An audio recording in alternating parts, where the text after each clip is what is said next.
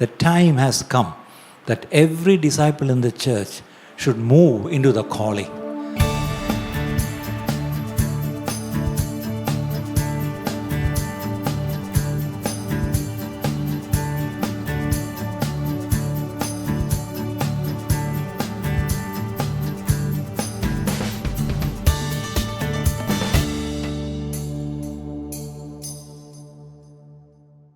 എഫേസ്യ ലേഖനം 4-ാം അധ്യായം 11-12 വാക്യം. Ephesians chapter 4 verse 11 and 12. നമുക്കെല്ലാവർക്കും സാധാരണ അറിയാവുന്നൊരു വാക്യം തന്നെയാണ്. അതൊന്ന് പെട്ടെന്ന് വായിക്കാം.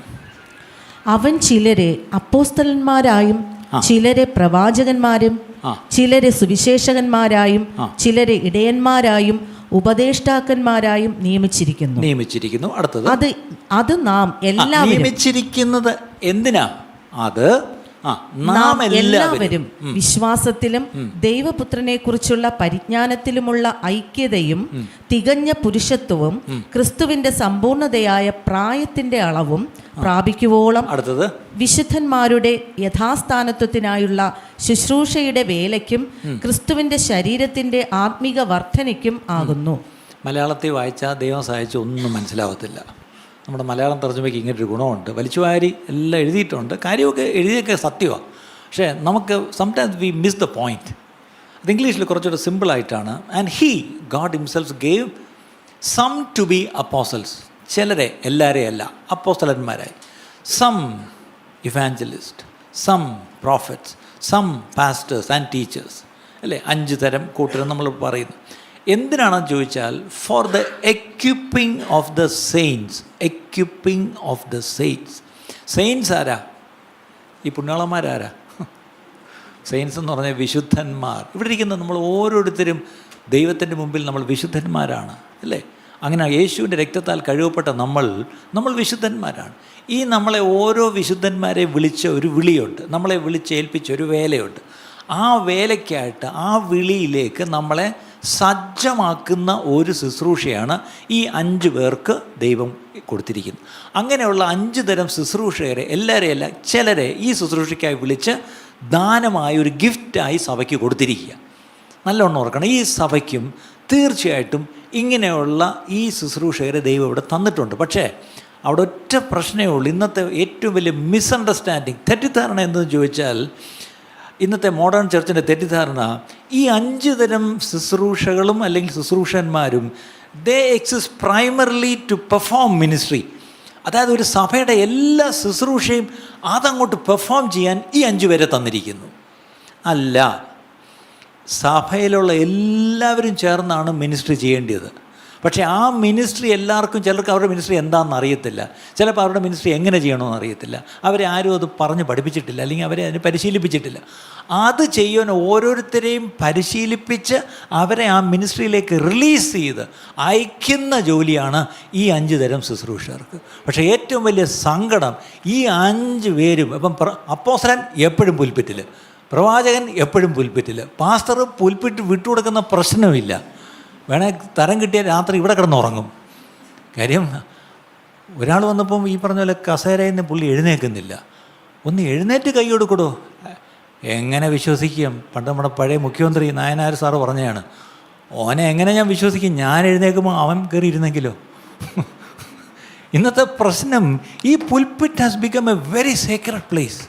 ഇത് വിട്ടുകൊടുക്കുന്ന പ്രശ്നമില്ല. അപ്പോൾ എല്ലാ ശുശ്രൂഷയും ഈ പുൽപിറ്റിൻ്റെ പുറകിൽ നിന്നാണ് ചെയ്യുന്നത്. പിന്നെ അടുത്ത ആരൊക്കെയാണ്? സുവിശേഷകൻ. അവൻ സുവിശേഷം പറയണ്ട, അവനെന്ത് ചെയ്ത്? അവനും വന്ന് ഇവിടെ പിടിക്കുക. അടുത്തത് ടീച്ചർ, പുള്ളി ഇത് തന്നെ. ഈ 5 പേരും മാത്രം ചെയ്യുന്നതാണ് ministry. They alone are performing the ministry in the church or of the church, അല്ലെങ്കിൽ ഫോർ ദ ചർച്ച്. ഇത് തെറ്റാണ്. The ministry happens through everyone. നിങ്ങൾക്ക് ഓരോരുത്തർക്കും എന്തെങ്കിലും ഒരു ശുശ്രൂഷ ദൈവം ഏൽപ്പിച്ചിട്ടുണ്ട്. അത് വിശ്വസിക്കുന്നതിന് മാത്രം ഉറക്കത്തിൽ നിന്ന് ഉണരുന്നവരെല്ലാവരും ഒന്ന് എന്ത് ചെയ്യണം? 1-2 അല്ലേലും ഉറക്കം പറഞ്ഞ ഒന്ന് ഒരു ഉണ്ടോ? ഇതില്ല, മറ്റേ തമ്പേറി തലയിടിച്ച പോലെയാണ്. ഓക്കെ. അപ്പം ഈ വചനപ്രകാരം നമ്മൾ വായിക്കുന്നത്, ഈ 5 തരം ശുശ്രൂഷകർ അവരെ ദൈവമാക്കിയിരിക്കുന്നത് to equip believers to perform ministry. അല്ലേ? ഇവിടെ ദൈവസഭയിലുള്ള അംഗങ്ങൾ ഓരോരുത്തരും അവർ ശുശ്രൂഷകൾ ചെയ്യുവാനായി അവരെ സജ്ജമാക്കുവാനാണ് ഇവരെ ആക്കിയിരിക്കുന്നത്. അല്ലാതെ ഇവിടെയുള്ള വിശുദ്ധന്മാർ, ഇവിടെയുള്ള അംഗങ്ങൾ, സഭാംഗങ്ങളെന്ന് പറയുന്നത് ശിഷ്യന്മാർ, അതാ കറക്റ്റ് വാക്ക്. The church should be full of disciples, not members. ഇന്നത്തെ ഒരു വലിയ പ്രശ്നം ഈ മെമ്പർഷിപ്പ്, ഇതൊക്കെയാണ് വലിയ തർക്കങ്ങളല്ലേ. ഓരോ സഭയിൽ മെമ്പർഷിപ്പിന് വേണ്ടി കിടന്ന് അടിക്കുന്ന അടി എന്തൊക്കെയാണ്. ഇവിടെ ഇതുവരെ മെമ്പർഷിപ്പ് ഓപ്പൺ ചെയ്യാത്തത് അതുകൊണ്ടാണ്. ഞാനിത് ഒത്തിരി കണ്ടു മടുത്തു വന്നയാളാണ്, അതുകൊണ്ടാണ്. അപ്പോൾ പറയുന്നത് വേറൊന്നുമല്ല, the church should be full of disciples, ശിഷ്യന്മാരുടെ കൂട്ടം എന്നാണ് പുതിയ നിയമസഭയെ വിളിക്കുന്നത്. ആ ശിഷ്യന്മാരുടെ കൂട്ടം അവരെ ഏൽപ്പിച്ച ദൗത്യം റീപ്ലേസ് ചെയ്യാനല്ല ഈ 5 പേരെ ദൈവം വെച്ചിരിക്കുന്നത്. എത്ര പേർക്കത് മനസ്സിലായി? These 5-fold ministers are not supposed to replace the ministry which is supposed to be done by the saints. ഇന്നത്തെ ഏറ്റവും വലിയ പ്രശ്നം, നിങ്ങളെ കൊണ്ട് ഒന്നും ചെയ്യിപ്പിക്കത്തില്ല. ഞങ്ങൾ പറയുന്നത് എന്താണെന്നറിയാം? വന്നോണം, നിന്നോണം, തന്നോണം, പൊയ്ക്കോണം, അത്രയേ ഉള്ളൂ. അത്രയും നിങ്ങളൊന്ന് ചെയ്തു തന്നാൽ മതി. നിങ്ങൾ വന്നോണം, എല്ലാവരും ഇവിടെ ഇരുന്നോണം, കേട്ടോണം, എന്ത് ചെയ്യണം? തന്നോണം, പൊയ്ക്കോണം. ഞങ്ങളെല്ലാം ചെയ്തേക്കാം, ഞങ്ങളെല്ലാം ചെയ്തേ. ഇതാണ് ഇന്നൊരു ആവറേജ് ചർച്ചയിൽ നടക്കുന്നത്. ഈ ദിവസങ്ങൾ എന്താണെന്നറിയത്തില്ല. ഞാൻ ഇങ്ങനെയൊക്കെ പറയുന്നതുകൊണ്ടായിരിക്കാം എന്നെ ഒത്തിരി പാസ്റ്റേഴ്സ് ഫെലോഷിപ്പ് ഇപ്പം പ്രസംഗിക്കാൻ വിളിക്കുന്നുണ്ട്. അടുത്ത ആഴ്ച ഞാൻ ന്യൂ ഇന്ത്യ ചർച്ച് കൊണ്ട് പാസ്റ്റേഴ്സ് ഫെലോഷിപ്പ് ഒരു കോൺഫറൻസ് ഞാൻ ദയവായി നിങ്ങളുടെ പ്രാർത്ഥന ആവശ്യമുണ്ട്. ഈ ദിവസങ്ങളിൽ ഞാൻ ഒരുപാട്, പ്രത്യേകിച്ച് AGയുടെയും IPCയുടെയും ഒക്കെ വലിയ വലിയ ശുശ്രൂഷക സമ്മേളനങ്ങളിൽ ഈ മീശ വെച്ച പാവം ദൈവമനുഷ്യൻ പോയി ക്ലാസ് എടുക്കാൻ പോവുക. അപ്പോൾ എനിക്കൊരു കാര്യം മനസ്സിലായി, എൻ്റെ വിളിയിലൊരു ചെറിയ മാറ്റം ദൈവം തരുന്നു എന്ന് എനിക്ക് നല്ല ബോധ്യമുണ്ട്. കാര്യം ഇനി ഞാൻ ഇവിടെ ഇരുന്നോട്ട് ഇങ്ങനെ കഥ പറഞ്ഞുകൊണ്ടിരുന്നാൽ പറ്റത്തില്ല. ദൈവസഭകളോട് ചില ദൂത് ദൈവം തന്നിട്ടുണ്ടെന്ന് എനിക്ക് നല്ല ഉത്തമ ബോധ്യം എൻ്റെ ആത്മാവിലുണ്ട്. ആ തന്നിരിക്കുന്ന ദൂത് അത് ദൈവസഭകളോട് വിളിച്ചു പറയണം. അത് വിളിച്ചു പറയണം എന്നൊരു വലിയൊരു ഭാരവും ഒരു നിർബന്ധം എന്ന് പറയുന്നതിനേക്കാളും ഒരു അർജൻസി എൻ്റെ ഉള്ളിൽ ദൈവം തരുന്നു. അതായത് നിങ്ങളും എനിക്ക് വേണ്ടി പ്രാർത്ഥിക്കണം. ഓക്കെ, ഇത് പ്രശ്നം ഈ 5 തരം ശുശ്രൂഷകർ ചെയ്യേണ്ട ഒരു കാര്യം, they are meant to awaken. നിങ്ങളെ ഒന്ന് ഉണർത്തണം. ഇപ്പം ഞാൻ ഉണർത്തിയില്ലേ, അതുപോലെ അടുത്തത് നിങ്ങളെന്ത് ചെയ്യണം? ട്രെയിൻ ചെയ്യണം, നിങ്ങളെ പരിശീലിപ്പിക്കണം. അടുത്തത് നിങ്ങളെ മെച്യൂർ, നിങ്ങളെ ഒരു പക്വതയിലേക്കും പരിജ്ഞാനപൂർത്തിയിലേക്കും കൊണ്ടുപോകണം. എന്നിട്ട് ഷുഡ് റിലീസ് ദം, നിങ്ങളെ റിലീസ് ചെയ്തേക്കണം. അടുത്ത ആഴ്ച ഇങ്ങോട്ട് കയറി വരരുത്, നിങ്ങൾ പോയി കർത്താവിൻ്റെ വേല ചെയ്യണം എന്ന് പറഞ്ഞ് അവരെ ഇറക്കി വിടണം, അല്ലേ? ഇന്നത്തെ പ്രശ്നം ആരും പോയി, ഇന്ന് ആരെങ്കിലും കണ്ടില്ല, ഇവിടെ എന്തോ ഒഴിഞ്ഞു കിടക്കുന്നു, എവിടെ പോയി? ഉച്ച കഴിയുമ്പോൾ വിളിക്കും, എവിടെ പോയി എന്ന് വിളിക്കുന്നത് അവരോടുള്ള സ്നേഹം കൊണ്ടല്ല, അവർ വേറെ ചർച്ചിൽ പോയിട്ടില്ലല്ലോ എന്ന് ഉറപ്പിക്കാൻ വേണ്ടിയാണ്. കാരണം ഈ പാസ്റ്റർമാരുടെ നമ്പറൊക്കെ നമുക്കറിയത്തില്ലേ. അല്ലാതെ ഈ നിങ്ങൾ ഒരാൾ വന്നില്ലെങ്കിൽ ഉച്ച കഴിഞ്ഞ് പെട്ടെന്ന് പാസ്റ്റർ ഉച്ചയ്ക്ക് തന്നെ വിളിച്ചു, അത് നിങ്ങളോടുള്ള സ്നേഹം കൊണ്ട് വിളിച്ചല്ലേ, നിങ്ങൾ വേറെ എങ്ങും പോയിട്ടില്ലല്ലോ എന്ന് ഉറപ്പിക്കാൻ വേണ്ടിയാണ്. അങ്ങനല്ല. അഥവാ നിങ്ങളിവിടെ കാണുന്നില്ലെങ്കിൽ നിങ്ങൾ എവിടെയോ ഒന്ന് ശുശ്രൂഷിക്കുകയാണെന്ന് ഞങ്ങൾ വിചാരിച്ചോളും, അല്ലേ? ഇപ്പം ഈ ആരാധന ഇവിടെ നടക്കുമ്പോൾ തന്നെ നമ്മുടെ എത്രയോ ഔട്ട്റീച്ചസിൽ ചില കുടുംബങ്ങൾ പോയി ഇപ്പം ശുശ്രൂഷിച്ചുകൊണ്ടിരിക്കുക. ദൈവത്തിൻ്റെ സ്തോത്രം. അവർക്കും വേണം ഇവിടെ വന്നിരുന്ന് നന്നായിട്ട് ഇവിടെ പ്രസംഗം കേട്ടിരിക്കാം. പക്ഷെ അവരെവിടെയോ ഇന്നിപ്പം രാവിലെ ശുശ്രൂഷിക്കുന്നു. അതുപോലെ എൻ്റെ ആഗ്രഹവും പ്രാർത്ഥനയും, നിങ്ങൾ ഓരോരുത്തരും ഞായറാഴ്ച ഇവിടെ വന്ന് ഹാജർ വെച്ചില്ലെങ്കിലും കുഴപ്പമില്ല, നിങ്ങൾ പോയി കർത്താവിൻ്റെ വേല ചെയ്യുക. ചെറിയ കൂട്ടങ്ങൾ എവിടെയെങ്കിലും അവിടെ പോയി അവരെ വചനം പഠിപ്പിക്കുക, അവരെ ശിഷ്യരാക്കുക, അവരോട് സുവിശേഷം പറയുക, അവർക്ക് വേണ്ടി പ്രാർത്ഥിക്കുക, അല്ലേ? അവരെയും സജ്ജമാക്കുക. ഇങ്ങനെയുള്ളൊരു വലിയ ശുശ്രൂഷയാണ് അന്ത്യകാല സഭ ചെയ്യേണ്ടത്. അത് വിശ്വസിക്കുന്നതിന് മാത്രം ഒരാമേൻ ഉറക്കെ പറഞ്ഞേ ആമേൻ.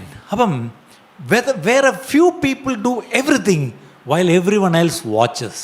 ഒരു ചെറിയ കൂട്ടം എല്ലാം ചെയ്യുന്നു, ബാക്കി എല്ലാവരും ഇത് കണ്ടുകൊണ്ടിരിക്കുന്നു. ഇതിനെപ്പറ്റി ഞാൻ എപ്പോഴും പറയും, ഈ ഫുട്ബോൾ കളി പ്രത്യേകിച്ച് ഇപ്പം നല്ല സീസണാണല്ലോ, വേൾഡ് കപ്പ് നടക്കുന്നത്. നമുക്കറിയാം അർജൻറ്റീന കളിക്കുമ്പം ആ കളിക്കാർ മാത്രമേ കളത്തിലുള്ളൂ. പക്ഷേ അവരെ എല്ലാം പരിശീലിപ്പിച്ചൊരു കോച്ച് ഇരിപ്പുണ്ട്, അല്ലേ? മെസ്സിയുടെ കോച്ചിൻ്റെ പേരെന്താ? ഞാൻ sorry Malayalam service, English service ചോദിച്ചിരുന്നെങ്കിൽ അവർ പിള്ളേരെ പെട്ടെന്ന് പറഞ്ഞേനെ, അല്ലേ? ആ കോച്ചുണ്ട്, അയാൾ കളിക്കുന്നില്ല, അയാൾ ഗാലറിയിൽ എവിടെ ഇരിപ്പുണ്ട്, അയാളെവിടെയോ ഇരിപ്പുണ്ട്, അയാളെ ഇതെല്ലാം ഡയറക്റ്റ് ചെയ്യുന്നത്. പക്ഷേ അയാൾ മാറിയിരിക്കുക. പക്ഷേ കളിക്കുന്ന മുഴുവൻ, പേര് കിട്ടുന്ന മുഴുവൻ മെസ്സിക്കാണ് എന്ന് പറഞ്ഞ പോലെ ഇന്നത്തെ പ്രശ്നം, pastors are suppose to be coaches, അല്ലെങ്കിൽ ഈ പറഞ്ഞ 5 തരം ശുശ്രൂഷകർ അവർ ഈ കോച്ചന്മാരാ, അല്ലേ? പക്ഷേ ഇന്നത്തെ പ്രശ്നം കോച്ചുമാരെല്ലാം കൂടെ കളിക്കുന്നു, കളിക്കേണ്ടവരെല്ലാം ഗാലറിയിലിരിക്കുന്നു. ഇന്നത്തെ സഭയുടെ ഗതികേട് ഇതാണ്, അല്ലേ? ഇവരെ പരിശീലകർ എല്ലാവരും കൂടെ ഇറങ്ങി കളിക്കുന്നു, കളിക്കേണ്ടവരെന്ത് ചെയ്യുന്നു? ഗാലറിയിലിരിക്കുന്നു. ഗാലറിയിലിരിക്കുന്നവരെല്ലാം ഒന്ന് കൈപൊക്കിക്കേ. നിങ്ങളങ്ങനെ ഗാലറിയിൽ ഇപ്പോഴും ഇരിക്കുന്നെങ്കിൽ നിങ്ങളുടെ കുറ്റമല്ല, നിങ്ങളെ അങ്ങനെ ഇരുത്തിയിരിക്കുന്ന ഞങ്ങളുടെ കുറ്റമാണ്. ആ പാപികളിൽ ഞാൻ ഒന്നാമൻ. തുറന്നു പറയുക പ്രിയപ്പെട്ടവരെ, ഞാൻ തുറന്നു പറയുക. The time has come that every disciple in the church should move into the calling. അതിലേക്ക് നിങ്ങളെ പരിശീലിപ്പിച്ച് സജ്ജമാക്കി അയക്കുന്ന ജോലി സഭ ചെയ്തില്ലെങ്കിൽ തീർച്ചയായിട്ടും ആ സഭ കർത്താവിൻ്റെ മുമ്പിൽ ചെന്ന് കണക്ക് കൊടുക്കേണ്ട നാളുകൾ ആണെന്ന് ഞാൻ വിശ്വസിക്കുന്നത്. അങ്ങനെയാണെങ്കിൽ ഒരു സഭയുടെ മെച്യൂരിറ്റി അല്ലെങ്കിൽ ഒരു പക്വതയുള്ളൊരു സഭയെന്ന് പറഞ്ഞാൽ അതെങ്ങനെ മനസ്സിലാക്കാം? That every member will know their identity. അവർ ക്രിസ്തുവിൽ ആരാണെന്നുള്ള ബോധ്യം ഉണ്ടായിരിക്കും, അവരുടെ വിളി എന്താണെന്നുള്ള ബോധ്യമുണ്ടായിരിക്കും. അടുത്തത്, they will be definitely participating in the mission of Christ. ക്രിസ്തുവിൻ്റേതാണ് ശുശ്രൂഷ, ശരിയല്ലേ? The mission belongs to Christ. ആ ശുശ്രൂഷയിൽ ഞാൻ പങ്കാളിയായിരിക്കണം. എൻ്റെ ചോദ്യം, നിങ്ങൾ ക്രിസ്തുവിൻ്റെ ഏത് ശുശ്രൂഷയിലാണ് പങ്കാളി? ഇന്നത്തെ പ്രശ്നം എന്താണെന്നറിയാമോ? അപ്പോൾ നിങ്ങൾ ചിന്തിക്കുക, ഇയാളിങ്ങനെ കുറേ നേരമായിട്ട് കുറ്റം പറഞ്ഞു വരുന്ന കാര്യത്തിലേക്ക് വരിക. ഇന്നത്തെ പ്രശ്നം, we have created A consumer church. എല്ലാം ഇങ്ങോട്ട് മാത്രം കിട്ടുന്ന ഉപഭോക്തൃ സംസ്കാരമുള്ള ഒരു സഭയാണ് ഇന്നത്തെ സഭ. കാരണം consumer protection rights, consumer court അല്ലേ, എന്തിനും ഇപ്പോൾ കൺസ്യൂമറിനാണ് റൈറ്റ് ഉള്ളത്. ഇതുപോലെ ചർച്ചിലും വന്ന് ഈ കൺസ്യൂം ചെയ്യാൻ വേണ്ടി ഇരിക്കും അല്ലേ. ആലോചിക്കും, ഇപ്പം നമ്മൾ പാരഗൺ റെസ്റ്റോറൻറ്റിൽ പോയാൽ നമ്മൾ കൺസ്യൂമേഴ്സാണ്, നമ്മളവിടുത്തെ കസ്റ്റമേഴ്സ് എന്ന് പറഞ്ഞാലും അവിടെ ചെന്നിട്ട് എല്ലാം ഓർഡർ ചെയ്യും, അവർ കൃത്യമായിട്ട് കൊണ്ട് തന്നേക്കണം. കൊള്ളത്തില്ലെങ്കിൽ നമ്മുടെ സ്വഭാവം മാറും അല്ലേ. അപ്പം നമ്മൾ ചെന്നിരുന്നിട്ട് ഓർഡർ ചെയ്യുക, നമുക്കതുകൊണ്ട് നമ്മൾ ടേബിളിൽ വെച്ച് തരുന്നു എന്ന് പറയുന്നില്ല. ചർച്ചിലും ഒരു കൺസ്യൂമർ ചർച്ച് ഒരു കൾച്ചറാണ് ഇന്ന് വന്നിരിക്കുന്നത്. പകരം എന്തായിരിക്കണമായിരുന്നു? The church instead of a consumer church it should have been a kingdom participant church. ദൈവരാജ്യത്തിൻ്റെ പാർട്ടിസിപ്പൻ്റ് ആയിരിക്കണം ചർച്ച, അല്ലെങ്കിൽ ദൈവരാജ്യത്തിൻ്റെ ആ ശുശ്രൂഷയിൽ പങ്കാളിത്തമുള്ള സഭ. ഇനി പറഞ്ഞേ, നമ്മുടെ സഭ, എന്നെ ഓൺലൈനിൽ കേൾക്കുന്നവരും, നിങ്ങളുടെ സഭ ദൈവരാജ്യത്തിൻ്റെ ശുശ്രൂഷയിൽ പങ്കാളികളാണോ? ഇപ്പം ഞാനിത് പറയുമ്പോൾ എന്തൊരു ബോറം പ്രസംഗമാണ്. നിങ്ങളുടെ മുഖം കണ്ടാൽ തന്നെ അറിയാം, വേറെ ഒന്നും കിട്ടിയില്ലേ. ഒന്ന് ഉണർത്ത് പക്ഷേ ഞാനൊന്ന് നല്ലോണം ആരാധിക്കാനാണ് വന്നത്. ആരാധിപ്പിക്കുന്നിടത്ത് പോയി ആരാധിച്ചു, ഒരു കുഴപ്പമില്ല. പക്ഷേ the Lord has hand picked you and is challenging you. Are you a church? എന്താണ് are you a participant of the kingdom? അപ്പം ഇവിടെ ബിബ്ലിക്കൽ പാറ്റേൺ ഒരു സഭയെ സംബന്ധിച്ചോളം, ദ മിനിസ്റ്റേഴ്സ് എക്യുപ്പ്, ശുശ്രൂഷമാരെന്ത് ചെയ്തു? സജ്ജമാക്കുന്നു. ദ സെയിൻസ് ദേ സെർവ്, അവരാണ് ശുശ്രൂഷിക്കുന്നത്. അങ്ങനെ വരുമ്പം ദ ബോഡി ഫങ്ഷൻസ്, ആ ശരീരം മുഴുവൻ അത് പ്രവർത്തനമാകുന്നു. അടുത്തത്, through everything Christ is revealed അല്ലേ. ഒരു സഭ തൻ്റെ ശരീരം മുഴുവനും ആ ശുശ്രൂഷ ചെയ്യുമ്പം അല്ലേ, ഇറങ്ങിപ്പോയി നിങ്ങൾ അടുത്ത 6 ദിവസം നിങ്ങൾ ലോകത്തല്ലേ, നിങ്ങൾ 6 ദിവസവും സാക്ഷികളായിട്ട് നിങ്ങളായിരിക്കുന്നിടത്തൊക്കെയും ക്രിസ്തു വെളിപ്പെടും. എത്ര പേർ അത് വിശ്വസിക്കുന്നു? നിങ്ങൾ ജോലിക്ക് പോകുന്നിടത്ത് ക്രിസ്തു വെളിപ്പെടും, നിങ്ങളുടെ കുഞ്ഞുങ്ങൾ പഠിക്കാൻ പോകുന്നിടത്ത് ക്രിസ്തു വെളിപ്പെടും, നിങ്ങളുടെ അയൽപക്കങ്ങൾ ക്രിസ്തു വെളിപ്പെടും, നിങ്ങളുടെ എല്ലാ ബന്ധങ്ങളിലും ക്രൈസ്റ്റ് വിൽ ബി റിവീൽഡ്. അങ്ങനെ ക്രിസ്തു വെളിപ്പെടുമ്പം അവിടെയാണ് ദൈവത്തിന് മഹത്വം, പ്രിയപ്പെട്ടവരെ. അവിടെയാണ് ദൈവത്തിന് പ്രസാദമുള്ളത്. അല്ലാതെ ഞാൻ നല്ലൊരു ഞായറാഴ്ച ക്രിസ്ത്യാനിയായിട്ട് കൃത്യമായിട്ട് ഞാൻ ഒരു ഞായറാഴ്ച പോലും വിടാതെ മഴയായിട്ട് പോലും ഞാൻ വന്നു പാസ്റ്ററെ എന്ന് പറഞ്ഞാൽ ക്രിസ്തു മഹത്വപ്പെടുന്നില്ല. അതിൽ ദൈവത്തിന് പ്രസാദമൊന്നും അങ്ങനെ ഇല്ല, പ്രിയപ്പെട്ടവരെ. നമ്മൾ ഞായറാഴ്ചയല്ലേ ഒരു ദിവസം വരുന്നത്, ആഴ്ചയിൽ എല്ലാ ദിവസവും വെളുപ്പിന് അമ്പലത്തിൽ പോകുന്നവരുണ്ട്, വെളുപ്പിന് മസ്ജിദിൽ പോകുന്നവരുണ്ട്, വെളുപ്പിന് കാത്തലിക് മാസിന് പോകുന്നവരുണ്ട്. എല്ലാ ദിവസവും 5 മണിക്ക്, മഴയാണെങ്കിലും വെയിലാണെങ്കിലും ചൂടാണെങ്കിലും അവർ 5 മണിക്ക് മാസിന് പോകുന്ന എത്രയോ നല്ല കത്തോലിക്കരെ എനിക്കറിയാം. അവർ 7 ദിവസവും പള്ളിയിൽ പോകുന്നവരാണ്. നിങ്ങൾ ഒരു ദിവസമല്ലേ പോകുന്നുള്ളൂ പള്ളിയിൽ. അപ്പോൾ എന്താ നമുക്ക് പറയാനുള്ളത്? അവരെക്കാൾ എന്താ മെച്ചം അല്ലേ? ഒരു മാറ്റം നമുക്ക് വേണ്ടിയിരിക്കുന്നു, പ്രിയപ്പെട്ടവരെ. ഇന്ന് നമ്മൾ ഉണ്ടാക്കി വെച്ചിരിക്കുന്ന ഒരു പാറ്റേൺ, ഞാനിതൊക്കെ പറയുമ്പം ലജ്ജയോടുകൂടി വരും. എന്താണെന്നറിയാം, നമ്മൾ ഉണ്ടാക്കി വെച്ചൊരു pattern. The pastor preaches, pastor പ്രസംഗിക്കുന്നു and the people listen. Pastor പ്രസംഗിക്കുന്നു, എന്താണ്, ജനങ്ങളിങ്ങനെ കേട്ടുകൊണ്ടിരിക്കുന്നു. അടുത്തത്, പാസ്റ്റർ രോഗികൾക്ക് വേണ്ടി പ്രാർത്ഥിക്കുന്നു, ബാക്കിയുള്ളവർ എന്ത് ചെയ്യുന്നു? അതും മറ്റുള്ളവർ കണ്ടുകൊണ്ടിരിക്കുന്നു. അവസാനം എന്താ പറയുന്നത്? പ്രാർത്ഥന ആവശ്യമുള്ള മുന്നോട്ട് വരാം. സത്യം പറഞ്ഞാൽ എന്തിനാണ് മുന്നോട്ട് വിളിക്കുന്നത്? ഈ പാസ്റ്റർക്ക് എന്താ പ്രത്യേക സിദ്ധി വല്ലതും ഉണ്ടോ? ചിലപ്പോൾ ഒരു രോഗശാന്തി വരെയുള്ള നിങ്ങളായിരിക്കും. നിങ്ങളിവിടെ വന്ന് ഇരുന്നിട്ട് നിങ്ങൾ പോകുന്നു, നിങ്ങളുടെ അടുത്തിരിക്കുന്ന ആൾ രോഗിയായിട്ട് വന്നിരുന്നിട്ടും പോയി. അയാൾ മുന്നോട്ട് വന്ന് പാസ്റ്റർ പ്രാർത്ഥിച്ചു, പക്ഷേ എന്തുകൊണ്ടോ അയാൾക്ക് സൗഖ്യം വന്നില്ല. രോഗശാന്തി വരെയുള്ള ഒരാളുടെ അടുത്താണ് 2.5 മണിക്കൂർ ഇരുന്നത്. അതിൻ്റെ അർത്ഥം നിങ്ങൾ ആ ശുശ്രൂഷയൊക്കെ ചെയ്തിരുന്നെങ്കിൽ ആ രോഗിക്ക് സൗഖ്യം വന്നേനെ. മനസ്സിലാവുന്നുണ്ടോ പ്രിയപ്പെട്ടവരെ? ഇങ്ങനെ ചിന്തിക്കുക അല്ലേ? ഇന്ന് പ്രശ്നം പാസ്റ്റർ തന്നെ പ്രാർത്ഥിക്കണം, ബാക്കി എല്ലാവരും ഇങ്ങനെ നോക്കിക്കൊണ്ടിരിക്കും. അടുത്തത് പാസ്റ്റർ സുവിശേഷം പറഞ്ഞോണം, ഞാൻ വേണേൽ വിളിച്ചുകൊണ്ട് വരാം. ചിലർ പറയാനുണ്ട്, ഞങ്ങളുടെ പള്ളി വരുമോ പാസ്റ്റർ? ഞാൻ ഒരാളിനെ കൊണ്ട്, എൻ്റെ കൂട്ടുകാരനാണ്, പുള്ളി യേശുവിനെ അറിയുന്ന ആളൊന്നുമില്ല, പാസ്റ്റർ പറയണേ എന്തോന്ന് സുവിശേഷം. ഇയാൾക്ക് പറഞ്ഞാൽ എന്താ കുഴപ്പം? അപ്പോൾ നമ്മളുണ്ടാക്കിയ കൾച്ചറാണ്. പാസ്റ്റർ സുവിശേഷം പറഞ്ഞാലേ അയാൾ രക്ഷിക്കപ്പെടൂ. പാസ്റ്ററിൻ്റെ സുവിശേഷം കേട്ടല്ല അയാൾ രക്ഷിക്കപ്പെടേണ്ടത്. നിങ്ങളുടെ ജീവിതം കണ്ടിട്ട് അയാൾ ഓൾറെഡി രക്ഷിക്കപ്പെടണമായിരുന്നു ഇതിനോടകം. ഇല്ലേ? നിങ്ങളെന്തിനാ ഈ കാടും മലയും താണ്ടി ഇയാളെ വിളിച്ചുകൊണ്ട് ഇവിടെ വരുന്നത്? അയാളുടെ കൂടെ നിങ്ങളല്ലേ ജോലി ചെയ്യുന്നത്. നിങ്ങളുടെ ജീവിതം കണ്ടിട്ട് അയാളല്ലേ ഇതിനോടകം ഈ യേശുവിനെ നിങ്ങളോട് ചോദിക്കേണ്ടത്. അല്ലേ? ആലോചിച്ച് നോക്കിയേ, എന്തിനാ? Why should the pastor preach the gospel? നമ്മളപ്പോൾ സഭയെ കൊണ്ടുവന്ന് സുവിശേഷം കേൾപ്പിക്കാൻ പോവുക. അടുത്തത് the pastor carries the vision. എന്താണ്? പാസ്റ്റർ ആ ദർശനം വഹിച്ചുകൊണ്ട് പോകുന്നു. And the people support the vision. പാസ്റ്ററിൻ്റെ ദർശനമല്ല നടക്കേണ്ടത്. എൻ്റെ കർത്താവിനൊരു ദർശനമുണ്ട്. എൻ്റെ കർത്താവിന് തൻ്റെ സഭയെക്കുറിച്ചൊരു ദർശനമുണ്ട്. ആ ദർശനം നമ്മളെല്ലാവരും എന്ത് ചെയ്യണം? We should all support that vision, കർത്താവിൻ്റെ ദർശനം. അങ്ങനെ നമുക്ക് ചോദിക്കണം, കർത്താവേ, അങ്ങയുടെ ദർശനം ഞങ്ങളെക്കുറിച്ചുള്ളത് എന്താണ്? സഭയെക്കുറിച്ചുള്ള അങ്ങയുടെ ദർശനം എന്താണ്? അത് ഞങ്ങൾ സപ്പോർട്ട് ചെയ്തിട്ട് ഞങ്ങൾ അങ്ങയുടെ കൂടെ നിന്ന് ആ ദർശനത്തിന് ഞങ്ങൾ പ്രവർത്തിക്കട്ടെ കർത്താവേ. അല്ലേ? ഇതാ നമ്മൾ ചെയ്യേണ്ടത് പ്രിയപ്പെട്ടവരെ. അപ്പം ഇവിടെ ഒരു നല്ല ജ്ഞാനമുള്ളൊരു പിതാവ്, ഒരു നല്ല ഒരു മെച്യൂർഡ് ഫാദർ, അല്ലേ, അല്ലെങ്കിൽ ഒരു ഹെൽത്തി ഫാദർ വിൽ നോട്ട് താനൊരിക്കൽ മരിച്ചു പോയാൽ മുന്നോട്ട് മക്കൾക്ക് ഒന്നും ചെയ്യാൻ കഴിയാതെ മൊത്തത്തിൽ അങ്ങ് സ്തബ്ധരായി പോകുന്ന ഒരു അപ്പനുണ്ടെങ്കിൽ ആ അപ്പനെ ഒരു ഹെൽത്തി ഫാദർ എന്ന് വിളിക്കാൻ പറ്റുമോ? ഇല്ല. ഒരപ്പൻ മക്കളെ പതുക്കെ ഓരോന്നും പഠിപ്പിക്കും. ശരിയല്ലേ? അല്ലേ? ആ അപ്പൻ ചെയ്തു കൊടുത്തതെല്ലാം പതുക്കെ കുഞ്ഞിനെ കൊണ്ട് ആദ്യം തന്നെ ചെയ്യിപ്പിക്കും, പിന്നെ എന്ത് ചെയ്യും? അത് ചെയ്ത് കൊടുക്കാൻ പഠിപ്പിക്കും. അങ്ങനെ മക്കളെല്ലാം ആ അപ്പൻ എന്ത് ചെയ്യും? താൻ ചെയ്യുന്ന കാര്യങ്ങളെല്ലാം ചെയ്യാൻ പഠിപ്പിക്കും. ഒരു ദിവസം ഈ അപ്പനങ്ങ് പോയാലും ഒരു കുഴപ്പമില്ല, മക്കളെല്ലാം ചെയ്യാൻ അവർ കഴിവുള്ളവരാണ്. ഇന്നത്തെ സഭയിലെ പ്രശ്നം എന്താണെന്നറിയാം? കഷ്ടകാലത്തിന് പാർശ്വങ്ങാനം തട്ടിപ്പോയാൽ അടുത്ത ദിവസം വെളിയിലൊരു ബോർഡ്, ഇന്ന് സഭയില്ല. എന്ത് പറ്റി? പാസ്റ്റർ മരിച്ചുപോയി, അടുത്ത പാസ്റ്റർ വരുന്നവരെ അറിയിക്കാം, പുതിയ പാസ്റ്റർ എടുത്തിട്ട്. ഇങ്ങനെയൊക്കെയുള്ള സഭകൾ എനിക്കറിയാം. എന്നെ ചില ചർച്ചകൾ വിളിക്കാറുണ്ട്, ഞങ്ങളുടെ പാസ്റ്റർ മരിച്ചുപോയി. എന്നെ അങ്ങനെ വിളിച്ചിട്ടുണ്ട് ചില pastors. We are in a shock. എന്ത് ചെയ്യണമെന്ന് അറിയത്തില്ല, അടുത്ത ആഴ്ച നടത്താൻ ആളില്ല. ഈ ചില പാസ്റ്റർമാർ 3 മാസത്തേക്ക് ഗൾഫിൽ പോവും. എവിടെ നിന്നെങ്കിലും ഒരു പാസ്റ്ററെ കൊണ്ട് 3 മാസം ഇവിടെ ആക്കിയിട്ട് പോവും. അപ്പോൾ ഞാൻ അവിടെ ആരുമില്ലേ? അവിടെ എല്ലാവരും ഉണ്ട്, PhD ഡോക്ടറേറ്റും ഒക്കെ എടുത്ത ഒത്തിരി പേര് ഉണ്ട്. പക്ഷെ അവരെ ആരെയും ഇത് കൊടുക്കത്തില്ല. കാരണം ഇത് കൊടുത്തിട്ടങ്ങനെ പോയാൽ 3 മാസം കഴിഞ്ഞ് പുള്ളി ഇങ്ങോട്ട് വരേണ്ട ആവശ്യം ഇവിടെയൊക്കെ ആ പേടിയില്ലാത്തതിനായിട്ടും സ്തോത്രം, അല്ലേ?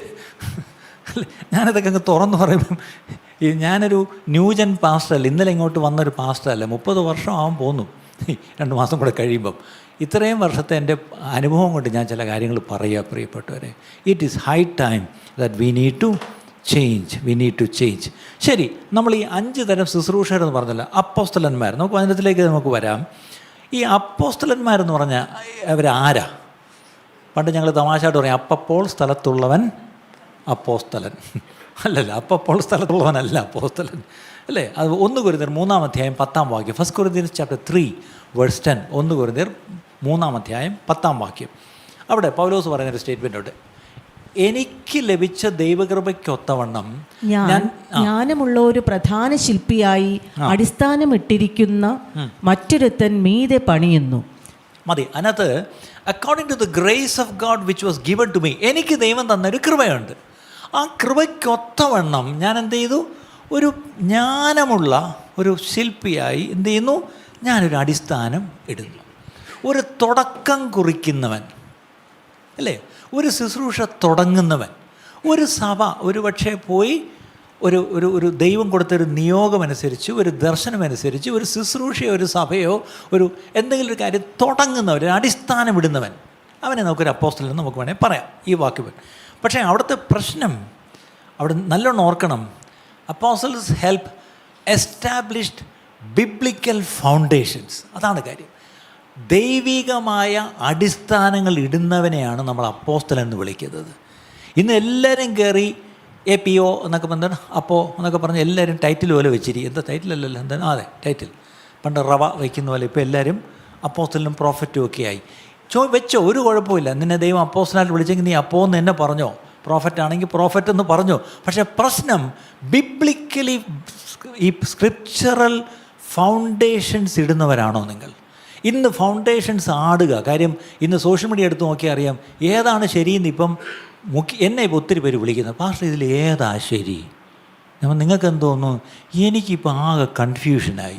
ആകെ കൺഫ്യൂഷനാണെങ്കിൽ ഒരു അടിസ്ഥാനവും നിങ്ങൾക്കില്ല. അത് തന്നെയാണ്, സിമ്പിൾ അല്ലേ? നല്ല പക്വതയുള്ള ദൈവദാസന്മാർ, നല്ല വചനപരിജ്ഞാനം ഉണ്ടായിരുന്ന വചനം ശുശ്രൂഷിക്കുന്നവർ പോലും ഇന്നങ്ങ് കലങ്ങുകയാണ്. കാര്യം എന്താണെന്ന് പറയുമ്പോൾ അടിസ്ഥാനങ്ങൾ ഇളകുന്നു. ഇവിടെയാണ് there should be people who will rise up and lay down the biblical principles. എത്ര പേര് അതിനൊരു ആമേൻ പറയും? പക്ഷേ ഇത് ഇടുമെന്ന് വിചാരിക്കുന്ന പല അപ്പോസ്റ്റലന്മാരും മിണ്ടുന്നില്ല. അതാണ് എനിക്ക് അതിശയം. ഞാൻ പല സീനിയർ പാസ്റ്റേഴ്സിനോട്, hey you are a reputed leader, നിങ്ങളൊരു അറിയപ്പെടുന്ന ഒരു, നിങ്ങൾ ഈ പറഞ്ഞ പോലെ സമൂഹം മാനിക്കുന്നൊരു ശുശ്രൂഷനല്ലേ, why can't you rise up and say something about it? No. ഞാൻ അവർക്ക് കാരണം ഉണ്ടായിരിക്കും, വാട്ട് എവർ ഇറ്റ് ഈസ്. ആരെയും നമ്മൾ വിധിക്കേണ്ട. ഇവിടെയാണ് അപ്പോസ്തലന്മാർ, അവരറിയപ്പെട്ടവരായിരിക്കത്തില്ല, അവർ ഈ പറഞ്ഞ പോലെ വലിയ പ്രസ്ഥാനത്തിൻ്റെ ഹെഡായിരിക്കത്തില്ല. Let the apostles rise and lay down biblical strong foundations. എത്ര പേര് അതിനൊരു ആമേൻ പറയും? അങ്ങനെയുള്ള അപ്പോസ്റ്റലന്മാർ എഴുന്നേൽക്കേണ്ടിയിരിക്കുന്നു പ്രിയപ്പെട്ടവരെ. അപ്പോൾ ഈ അപ്പോസ്റ്റലന്മാർ പണിയുമ്പം അവർ ചോദിക്കേണ്ട ഒറ്റ ചോദ്യം, ഇനി ഈ അപ്പോസ്റ്റൽ ഫൗണ്ടേഷൻ എന്ന് പറയുമ്പോൾ അതിൻ്റെ കൂട്ടത്തിൽ they will bring kingdom order, ദൈവരാജ്യത്തിൻ്റെ ഒരു ഓർഡർ, ക്രമം കൊണ്ടുവരും. ഇന്നത്തെ ഏറ്റവും വലിയ പ്രശ്നം, ദൈവസഭകളിൽ ദൈവരാജ്യത്തിൻ്റെ ഓർഡർ ഇല്ല. സഭയുടെ എന്താണ് ഇപ്പം എന്ന് ഏറ്റവും കൂടുതൽ വഴക്കുണ്ടാക്കുന്നൊരു പ്രശ്നം, ഞങ്ങളുടെ ബൈലോ പ്രകാരം. ആർക്ക് വേണം ഇവിടെ ബൈലോ അല്ലേ? ഇത് നമ്മൾ കയറി പിടിക്കുന്നതെല്ലാം ബൈലോ, അല്ലെങ്കിൽ എന്താണ് ഞങ്ങളുടെ ഡീഡ്, ഞങ്ങളുടെ ട്രസ്റ്റ് ഡീഡ്, അല്ലെങ്കിൽ ഞങ്ങളുടെ ഈ പറഞ്ഞ പോലെ എന്താണ്, എന്തൊക്കെ പറഞ്ഞാണ് നമുക്ക്. ഇതാണ് നമ്മുടെ പ്രമാണം. ഇതിനകത്തുണ്ട് കിങ്ഡം പ്രിൻസിപ്പിൾ, ദൈവരാജ്യത്തിൻ്റെ തത്വങ്ങൾ ഇതിനകത്തുണ്ട്. ഈ വചനമാണ് നമ്മളെ ഗൈഡ് ചെയ്യേണ്ടത്. അതിനാൽ ഈ വചനം വെച്ചുള്ള ദൈവരാജ്യത്തിൻ്റെ പ്രിൻസിപ്പിൾസ്, തത്വങ്ങൾ, അത് ശരിക്കും ലേ ചെയ്യേണ്ട ആൾക്കാർ ആരാന്ന് ചോദിച്ചാൽ അപ്പോസ്തലന്മാരാ പ്രിയപ്പെട്ടവരെ. അടുത്തത്, they always will go and pioneer new works. അവരായിരിക്കും പുതിയ പുതിയ പ്രവർത്തനങ്ങൾ തുടങ്ങുന്നത്. കാരണം അവരൊരിടത്ത് നിൽക്കത്തില്ല. ഒരിടത്ത് തുടങ്ങി അത് ഓരോരുത്തരെ ഏൽപ്പിച്ചിട്ട് അടുത്തടുത്തോട്ട് മാറി അടുത്തത് പുതിയ തുടങ്ങും. ഇനി അതേപോലെ തന്നെ അവർ ചെയ്യുന്ന മറ്റൊരു കാര്യം, they will go around and strengthen churches. സഭകളെ പോയി എന്ത് ചെയ്യും? ഉത്സാഹിപ്പിച്ച് അവരെ ആരോഗ്യമുള്ള സഭകളാക്കി മാറ്റും. അപ്പോസ്തലനായ പൗലോസപ്പം എന്താ ചെയ്തേ? എത്ര സഭകളിൽ, എത്ര രാജ്യങ്ങളിൽ സഞ്ചരിച്ച് അവിടെ എല്ലാം ചെന്ന് എന്ത് ചെയ്തു? അവരെ നേരിട്ട് ചെല്ലാൻ പറ്റുന്നിടത്ത് നേരിട്ട്. വേറെ അടുത്ത് പറയാം, ഞാൻ നേരിട്ട് വന്നിട്ടില്ല, അടുത്ത് നമ്മൾ ഈ എഴുത്തിക്കൂടെ ഉള്ളതേ ഉള്ളൂ, എന്നെങ്കിലും വന്ന് നിങ്ങളെയൊക്കെ എന്നെ കാണണമെന്നുണ്ട് എങ്കിലും എന്ന് പറഞ്ഞ് എന്തോ ആ എഴുത്തുകൾ തന്നെ, അദ്ദേഹം എഴുതിയ എഴുത്തുകളല്ലേ ഇന്ന് നമ്മളെ സ്ട്രെങ്തൻ ചെയ്യുന്നത്. ആലോചിച്ച് നോക്കിയേ, ഇന്നിങ്ങനെ എഴുതിയ അപ്പോസ്തലന്മാരുടെ എത്ര എഴുത്ത് നമുക്ക് വായിക്കാനുണ്ട്. നമുക്കിന്നും പൗലോസിൻ്റെയും പത്രോസിൻ്റെയും എഴുത്ത് മാത്രമേ ഉള്ളൂ, വേറെ ആരുടെയെങ്കിലും എഴുത്ത് നമുക്കുണ്ടോ? ആലോചിച്ച് നോക്കിയേ. അപ്പോൾ ഞാൻ ചോദിച്ചോട്ടെ, അവരുടെ കാലം കൊണ്ട് അപ്പോസ്തലന്മാർ തീർന്നു പോയോ? എങ്കിൽ പിന്നെ ഈ തെറ്റാണല്ലോ. ഇന്നും അപ്പോസ്തലന്മാരുണ്ടെന്നല്ലേ നമ്മൾ വിശ്വസിക്കുന്നത്. അങ്ങനെയാണെങ്കിൽ എൻ്റെ ചോദ്യം, വേർ ആർ ദോസ് അപ്പോസ്റ്റൽസ്? ഞാൻ പറയട്ടെ പ്രിയപ്പെട്ടവരെ, എഴുന്നേറ്റ് വന്നേ പറ്റൂ. ദൈവം ആക്കിയിരിക്കുന്ന, ദൈവം വിളിച്ച അപ്പോസ്തലിക ശുശ്രൂഷയുള്ളവർ എഴുന്നേൽക്കണം. ഞാനൊരു കാര്യം ശ്രദ്ധിക്കാറുണ്ട്. ഞാൻ എപ്പോഴും എന്നോട് ദൈവം സംസാരിക്കുന്നത് എങ്ങനെയാണെന്നറിയാം. ഞാൻ മൂന്നാം യാമത്തിൽ ഇങ്ങനെ അരമയക്കത്തിൽ കിടന്നപ്പോൾ ഞാനൊരു ശബ്ദം കേട്ടു, എഴുതുക മോനെ സാമേ എന്നും പറഞ്ഞുകൊണ്ട് ഞാൻ ശബ്ദം കേൾക്കാറില്ല. എന്നോട് ദൈവശബ്ദം എങ്ങനെയാണ് ദൈവം എന്നെ കേൾപ്പിക്കുന്നത്? ഞാൻ ഈ പ്രസംഗിക്കുമ്പം ദൈവം എന്നോട് സംസാരിക്കും. എന്താണെന്നറിയത്തില്ല, ദൈവത്തിൻ്റെ ഒരു തമാശയാണ്. വേറെ ആരുടെയും പ്രസംഗം ഞാൻ പോയിരുന്ന് കേൾക്കത്തില്ല. അതെനിക്ക് അവരെ ഇഷ്ടമില്ലാഞ്ഞിട്ടോ ഒന്നുമല്ല, എന്തോ എൻ്റെ ഒരു നേച്ചറാണ്. ഞാൻ ഒത്തിരി പോയി ഓടി നടന്ന് പ്രസംഗം കേൾക്കാറില്ല. പക്ഷേ പലപ്പോഴും ഞാൻ ഈ പ്രസംഗിക്കുമ്പോൾ ദൈവം എന്നോട് മോനെ ഇതാർക്കാണെന്ന് മനസ്സിലായല്ലേ? ഇവിടെ ഇരിക്കുന്ന ആർക്കും അല്ല, ഇപ്പം ഇത് നിന്നോടാ. ദൈവം വിളിച്ച അപ്പോസ്തലിക ശുശ്രൂഷയിലേക്ക് ചില പാസ്റ്റർമാർ എഴുന്നേറ്റ് ആ ശുശ്രൂഷയിലേക്ക് അവർ മാറിയേ പറ്റൂ. അതിനൊരു ആമേൻ പറയൂ. അവർ നല്ല വിശ്വസ്തരായ ഇടയന്മാരായിരുന്നു. അവർ ദൈവത്തിൻ്റെ ആടുകളെ അവർ കഴിയുന്നിടത്തോളം അവർ നന്നായിട്ട് അവർ മേയിച്ചു. പക്ഷെ ഒരു സമയം കഴിയുമ്പോൾ ദൈവം എന്ത് ചെയ്യും? ദൈവം അവരെ വിളിച്ച ശുശ്രൂഷയിലേക്ക് അവരെ മാറ്റും. ദാവീദ് തൻ്റെ അപ്പൻ്റെ ആടുകളെ വിശ്വസ്തയോടുകൂടി നോക്കി മേയിച്ചു. ഒരിക്കലൊരു സിംഹം, ഒരിക്കലൊരു കരടി. അവിടെ എല്ലാം ചെന്നാൽ എന്ത് ചെയ്തു? ആട്ടുംകുട്ടിയെ രക്ഷിച്ചു. He was A faithful shepherd. പക്ഷേ അവൻ്റെ തലയിലൊരു അഭിഷേക തൈലവും വീണിരുന്നു. പക്ഷേ അഭിഷേക തൈലം വീണപ്പോൾ അടുത്ത ദിവസം അവൻ പോയി രാജാവാൻ പോയില്ല. കറക്റ്റ് സമയത്ത് ദൈവം പ്ലേസ് ചെയ്തു. ഒരു ശത്രു ഒന്ന് വെല്ലുവിളിച്ചുകൊണ്ടിരിക്കുമ്പം ഇതൊന്നും അറിയാതെ ചേട്ടന്മാർക്ക് ഭക്ഷണം കൊണ്ടുപോയ ആളെന്ത് ചെയ്തു? ചെന്ന് അവിടെ പെട്ടു. ചെന്നു, അന്ന് ഹീറോ ആയി. പക്ഷെ എന്ത് പറ്റിയെന്നറിയാമോ? പിന്നീട് നമ്മളെടുത്ത് വായിക്കുന്നു, ദാവീദോ ശൗലിൻ്റെ അരമനയിൽ പാർത്ത് രാജാവിൻ്റെ യുദ്ധങ്ങളെ പോയി ചെയ്തു വന്നു. അപ്പം ചോദ്യം, ആടുകളോടെ പോയി? ആടുകളെ ദൈവം ആരെയോ വേറെ ഏൽപ്പിച്ചായിരിക്കും. പക്ഷേ വിശ്വസ്തയോടുകൂടി ആടിനെ മേച്ച ദാവീദിനെയാണ് ദൈവം പിന്നീട് രാജാവാക്കിയത്. അതിൻ്റെ അർത്ഥം അവിടെ ഒരു പ്രൊമോഷൻ നമ്മൾ കാണുന്നുണ്ട്. നിങ്ങളുടെ ശുശ്രൂഷയിൽ നിങ്ങൾ എന്നും ഇരിക്കേണ്ടിടത്തല്ല. ഒരു സമയം കഴിയുമ്പം നിങ്ങളെ അടുത്തൊരു പടിയിലേക്ക് ദൈവം കയറ്റും പറയപ്പെട്ടു. പക്ഷേ അതിനുള്ള ക്വാളിഫിക്കേഷൻ എന്താണെന്ന് ചോദിച്ചാൽ your faithfulness in what you were doing. നിങ്ങൾ ഇതുവരെ ചെയ്തുകൊണ്ടിരുന്ന കാര്യം നിങ്ങൾ എത്ര വിശ്വസ്തയോടെ ചെയ്തോ അതുകൊണ്ട് ദൈവം എന്ത് ചെയ്യും? നിങ്ങളെ അടുത്ത ഒരു ശുശ്രൂഷയിലേക്ക് നിങ്ങളെ കൈപിടിച്ച് കയറ്റും. ഈ ദിവസങ്ങളിൽ ഞാൻ ഒത്തിരി പാസ്റ്റർമാരോട് സംസാരിക്കുമ്പം അവരെന്നോട് കരഞ്ഞിട്ട് പറയും, പാസ്റ്ററെ ഞാൻ മടുത്തു, എൻ്റെ വിളി ഇതല്ല എന്നറിയാം, പക്ഷേ എനിക്ക് പറ്റുന്നില്ല, എനിക്കിവിടെ നിന്ന് മാറാൻ പറ്റത്തില്ല. ചിലരിങ്ങനെ എന്നോട് കഥ അടച്ചിട്ട് എനിക്ക് വേണ്ടി തലക്കൈ വെച്ചൊന്ന് പ്രാർത്ഥിക്കാമോ? ഞാൻ പല രാജ്യങ്ങളിൽ പലരുടെയും തലക്കൈ വെച്ച് ഈ ദിവസങ്ങളിൽ പ്രാർത്ഥിക്കുന്നുണ്ട്. അവർ പിന്നീട് എന്നെ വിളിച്ചു പറയുന്നു, അത് ഒരു വലിയ പ്രൊഫറ്റിക് വേർഡായിരുന്നു. വീണ്ടും പ്രാർത്ഥിച്ചോണേ പാസ്റ്ററെ, ഞാനിപ്പോൾ ഇച്ചിരി മാറിത്തുടങ്ങി, എന്നെ വിളിച്ച വിളിയിലേക്ക് ഞാൻ മാറിത്തുടങ്ങി. അങ്ങനെയെങ്കിൽ ഈ നാളുകൾ ഒരു വലിയ ഷിഫ്റ്റ് ദൈവരാജ്യത്തിലുണ്ടാവും. അവരവരെ വിളിച്ച വിളിയിലേക്ക് അവരവർ കാലെടുത്ത് വെച്ച് കയറും. പക്ഷേ അവരെ വിളിച്ച വിളിയിലേക്ക് കയറ്റേണ്ടുന്ന ഒരു ചുമതലയുള്ള 5 തരം ശുശ്രൂഷകരെ ദൈവം സഭയ്ക്ക് ദാനമായി കൊടുത്തിട്ടുണ്ട്. ആ ശുശ്രൂഷകർ അവരുടെ ദൗത്യം മനസ്സിലാക്കിയ ദൗത്യത്തിലേക്ക് അവർ കയറുന്നില്ല. ഞാനീ പറയുന്ന സന്ദേശം ഒരുപക്ഷെ ആദ്യമായിട്ട് ചർച്ചയിൽ വരുന്നവർക്കോ രക്ഷിക്കപ്പെടാത്തവർക്കൊന്നും ഒന്നും മനസ്സിലാവണമെന്നില്ല. പക്ഷേ ഇവിടെ ഇരിക്കുന്ന മെച്യൂർഡായിട്ട് കുറച്ച് പേരുണ്ടല്ലോ, എന്നെ കേൾക്കുന്നവരുണ്ടായിരിക്കും. നിങ്ങൾ ആരോടൊക്കെയോ ദൈവത്തിൻ്റെ ആത്മാവ് സംസാരിക്കുക. May be you are sitting there doing the same ministry again and again. That's okay, you are faithful. But the time is coming, the Lord wants you to just step into another realm of ministry. അടുത്ത ഒരു പടിയിലേക്ക്, അല്ലെങ്കിൽ വ്യത്യസ്തമായ ഒരു ശുശ്രൂഷയിലേക്ക് ദൈവം നിങ്ങളെ വിളിച്ചു കയറ്റുക എന്നുള്ള കാര്യം ഇതൊരു പ്രൊഫറ്റിക് വേർഡ് പോലെ എടുത്തു. അപ്പം ഈ അപ്പോസ്തലിക് മിനിസ്ട്രി എപ്പോഴും ചോദിക്കുന്നൊരു ചോദ്യം, how do we build according to God's pattern? അവർക്കൊറ്റ ചോദ്യമുള്ളൂ, എന്താണ്? എങ്ങനെയാണ് ദൈവത്തിൻ്റെ ഹിതപ്രകാരം നമുക്ക് ഈ പണിയുന്നത് എങ്ങനെയാണ്? ആലോചിച്ച് നോക്കിയേ. എൻ്റെ ചോദ്യം, are we building according to God's pattern? നമ്മൾ ചെയ്യുന്ന ശുശ്രൂഷകളും നമ്മൾ ചെയ്യുന്ന പണിയെല്ലാം ദൈവവചനപ്രകാരമുള്ള പണിയാണോ? അതാണ് ഒരു അപ്പോസ്തലൻ ചോദിക്കുന്നത്. അപ്പോസ്തലന് വേറെ താല്പര്യമൊന്നുമില്ല. His only question is, are we building according to God's plan? അത്രയേ ഉള്ളൂ. അത് പ്ലാൻ തെറ്റി അത് പറഞ്ഞു കൊടുക്കാനുള്ള ആ ഒരു കൃപ അപ്പോസ്തലനുണ്ടായിരിക്കും. അയ്യോ ഇതല്ല നിങ്ങൾ ചെയ്തുകൊണ്ടിരിക്കേണ്ടത്, അയ്യോ സമയം നോക്കിയാൽ നിങ്ങളിങ്ങനെ ഇരിക്കേണ്ടവരല്ല, അയ്യോ നിന്നിലുള്ള കൃപാവരത്തെ മോനെ ജ്വലിപ്പിക്കുക. ഇതൊക്കെ പറയാനൊരു അപ്പോസ്തലനെ കഴിയത്തുള്ളൂ പ്രിയപ്പെട്ടവരെ. അപ്പം ഒന്നാമത്തെ ആൾ അപ്പോസ്തലൻ. രണ്ടാമത്തെ കൂട്ടരാരായിരുന്നു? പ്രവാചകൻ. നമുക്കിഷ്ടമുള്ളൊരു കൂട്ടരാണല്ലേ ഇവർ, അല്ലേ? അവരെന്ത് ചെയ്യും? ദേ ബ്രിങ് ഗോഡ്സ് പെർസ്പെക്റ്റീവ്, അല്ലേ? അവർ വന്ന് പറഞ്ഞ് ഇത്രയേ ഉള്ളൂ, ദേ help the church here what God is saying, അല്ലേ? സഭയോട് ദൈവം എന്തു പറയുന്നു എന്നുള്ളത് കേൾക്കാൻ സഭയെ സഹായിക്കുന്നൊരു കൂട്ടരുണ്ട്. അതാരാണ്? പ്രവാചകൻ. പക്ഷേ ഈ പ്രവാചകൻ സഭയാണ് സഹായിക്കേണ്ടത്. പക്ഷെ പ്രവാചകം എന്ന് പറയുന്നത് എന്താ? പി പെർത്ത് കാണുന്നു ഓസ്ട്രേലിയയിൽ. ഒന്ന് ഞെട്ടിയല്ലേ? അയ്യോ എങ്ങനെ പറഞ്ഞു പാസ്റ്റർ, ഞങ്ങൾ ഫയൽ ചെയ്യാൻ ഇങ്ങനെ ഇന്നലെയും ചിന്തിച്ചതേ ഉള്ളൂ. പണ്ടൊരു പ്രവചനവാക്യമുണ്ട്, കങ്കാരുവിൻ്റെ നാട്ടിൽ പോകുന്നല്ലേ. ഈ പി പെർത്ത് കൊണ്ട് സഭയ്ക്ക് എന്താ ഗുണം? ഇവിടേക്ക് അമ്മമാരെ, നിങ്ങളുടെ അടുത്ത് ഇതുപോലെ ഒന്ന് പലരും പറയും നിങ്ങളുടെ എല്ലാ മക്കളെയും പല പീയിലോട്ടും വിട്ടു. ഇപ്പം വെള്ളം തരാൻ ഹൗസ് ഓഫ് ഹോപ്പ് മാത്രമേ ഉള്ളൂ. അതും കൂടെ ഓർത്തോണം. ഞാനിത് പറയുമ്പോൾ അങ്ങ് തുറന്നങ്ങ് പറയും, മോനെ ഒന്ന് തലയ്ക്ക് വെച്ച് ഒന്ന് പാർഷേ ഒന്ന് ഇളയതാ ഒന്ന് തലയ്ക്ക് വെച്ച് പ്രാർത്ഥിച്ച്, അവനെയും തലയ്ക്ക് വെച്ച് പ്രാർത്ഥിച്ച് ന്യൂസിലൻഡിൽ വിട്ടു. അവനെ പി പോകാൻ കൊള്ളത്തില്ല, അവൻ ന്യൂസിലൻഡിൽ പോയി. ഞാൻ ഒരു സത്യം പറയാം, ഒരുത്തനെ കൂടെ നിർത്തിക്കോണം.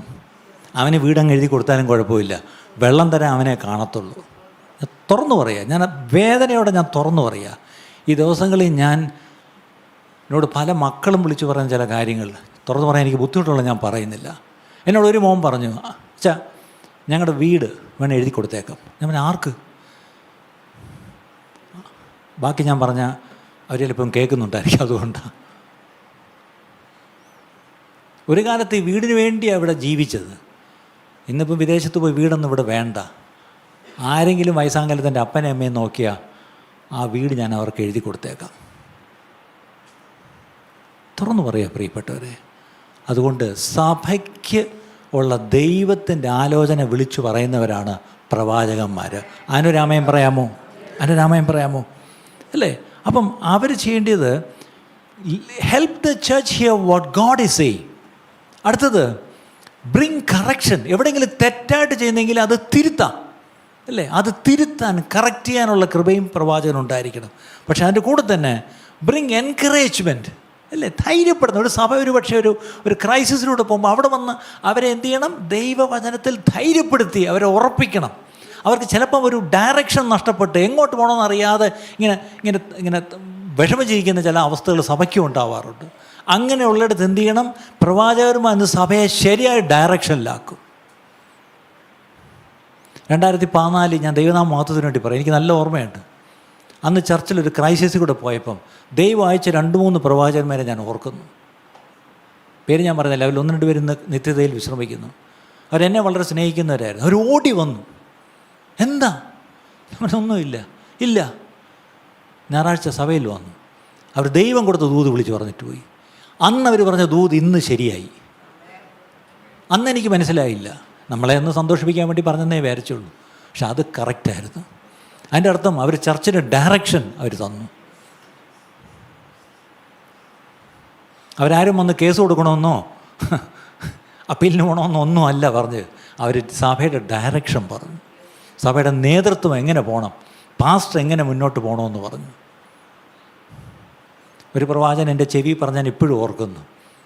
ഒരു പ്രവാചകനെ എല്ലാവരും കൂടെ വിളിച്ചുകൊണ്ടുവന്നൊരു ഉപവാസ പ്രാർത്ഥന വെച്ചു. അപ്പോൾ ഞാൻ മുന്നേ ഇരിക്കുക, പ്രവാചകൻ വന്നെൻ്റെ അടുത്തിരിക്കുക, കൈ തന്നു, ഇരുന്നു. അദ്ദേഹം കയറി ശുശ്രൂഷയൊക്കെ തകർത്തു. തിരിച്ചു വന്നിട്ട് എൻ്റെ ചെവി പറയാ, ബ്രദറെ, മുന്തിരിത്തോട്ടത്തെ ചീരത്തോട്ടമാക്കാൻ പിശാച് നോക്കുന്നു, വിട്ടുകൊടുക്കരുത്.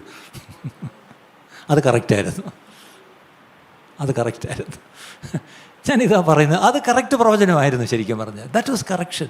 ചീരത്തോട്ടമാക്കരുത്, മുന്തിരിത്തോട്ടമാണിത്, അല്ലേ? സഭയ്ക്ക് ഡയറക്ഷൻ കൊടുക്കേണ്ടവരാണ് പ്രവാചകന്മാരാണ്. ഇനി 1 കൊരിന്ത്യർ 14-ാം അധ്യായം 3-ാം വാക്യം വ്യക്തമായിട്ട് എഴുതിയിട്ടുണ്ട്. 1 കൊരിന്ത്യർ 14:3 പ്രവചിക്കുന്നവനോ അവൻ എന്ത് ചെയ്യുന്നു? ആത്മീയ വർധനയ്ക്കും പ്രബോധനത്തിനും ആശ്വാസത്തിനുമായി മനുഷ്യരോട് സംസാരിക്കുന്നു. പ്രവാചകൻ ആത്മീയ വർധന വരുത്തുന്നവനായിരിക്കണം. ആമേൻ പറയാമോ? നിങ്ങൾ ഈ കേട്ട പ്രവചനം കേട്ട് എത്രത്തോളം ആത്മീയ വർധന വന്നു പറഞ്ഞേ. വീടിന് പെയിൻ്റ് അടിക്കുമ്പം ചെന്ന് പ്രവാചകനോട് ഏത് കളർ വേണമെന്ന് ചോദിച്ചിട്ട് പെയിൻ്റ് അടിക്കുന്നവരെ എനിക്കറിയാം. കാർ വാങ്ങിക്കുമ്പോൾ ഏത് ബ്രാൻഡ്, ടൊയോട്ടയുണ്ട്, മറ്റേ കിയ എന്തോന്ന് അതുമുണ്ട്, ഇതിലേത് മേടിക്കണം സഹോദര എന്ന് ചെന്ന് ദൂത് ചോദിക്കുന്നവരെ എനിക്കറിയാം. ഇതിനാണോ പ്രവാചകനെ വെച്ചിരിക്കുന്നത്? കാറിൻ്റെ സെലക്ഷന് വേണ്ടിയാണോ? അല്ല പ്രിയപ്പെട്ടവരെ, ആത്മീയ വർധനയ്ക്ക്. നിങ്ങൾ ഏറ്റവും ഒടുവിൽ കേട്ട പ്രവചനത്തിലൂടെ ഒരു ആത്മീയ വർധന എനിക്കുണ്ടായി എന്ന് പറയുന്ന എത്ര പേരുണ്ട്? അടുത്തത് പ്രബോധനം എന്ന് പറഞ്ഞാൽ പ്രസംഗമൊന്നല്ല, encouragement. Very encouraged after hearing a prophecy or prophetic word. ഒരു പ്രവചനവാക്യം കേട്ടിട്ട് ഐ വാസ് സോ എൻകറേജ്. ഞാൻ വളരെ തകർന്ന്, ഞാൻ വളരെ നിരാശപ്പെട്ട്, ഞാൻ വല്ലാത്തൊരവസ്ഥയിലാണ് പോയിരുന്നത്. അപ്പം ഒട്ടും പ്രതീക്ഷിക്കാതെ ഒരു ദൈവദാസൻ വന്ന് അല്ലെങ്കിൽ ഒരു ദൈവദാസി വന്ന് എന്നോട് ചില ദൂത് പറഞ്ഞു, അതോടുകൂടി ഞാനങ്ങ് ശക്തിപ്പെട്ടു. ഞാൻ വന്ന പോലെയല്ല ഇറങ്ങിപ്പോയത്. അങ്ങനെ പറയുന്ന വല്ലവരും ഉണ്ടോ? ഇന്ന് പ്രവാചകന്മാരൊക്കെ വന്ന് എന്തൊക്കെ പറഞ്ഞ, ഈ വീട്ടിൽ ഞാൻ പ്രാർത്ഥിക്കുമ്പോൾ ഞാൻ മൂക്കിൽ പഞ്ഞി കാണുന്നു. മൂക്കിൽ എപ്പോഴാണ് പഞ്ഞി വയ്ക്കുന്നത്? ഈ മൂക്കിപ്പഞ്ഞി പ്രവാചകനെ കൊണ്ടും മൂക്കിപ്പഞ്ഞി പ്രവചനം കൊണ്ടും എന്ത് ആത്മീയവർദ്ധന അവിടെ വന്നേ? അവർ പ്രവാചനം കൊടുക്കാൻ 500 രൂപയാണ് എടുത്ത് കൈ വെച്ചിരുന്നത്. പക്ഷേ മൂക്കിപ്പഞ്ഞി കേട്ടം പതുക്കെ അകത്തോട്ട് പോയി അതൊരു 2000 ആക്കി അങ്ങ് കൊടുത്തു. സത്യം പറഞ്ഞാൽ പഞ്ഞി ഏറ്റു. അപ്പം പ്രബോധനത്തിനും അടുത്തത് ആശ്വാസത്തിനുമായി ഒരു പ്രവചനം കേട്ടിട്ട് ആശ്വസിച്ച് എത്ര പേരുണ്ട്? സത്യം പറയട്ടെ പ്രിയപ്പെട്ടു, ഞാനൊരിക്കലും പ്രവാചകന്മാരെ തേടിപ്പോയിട്ടില്ല.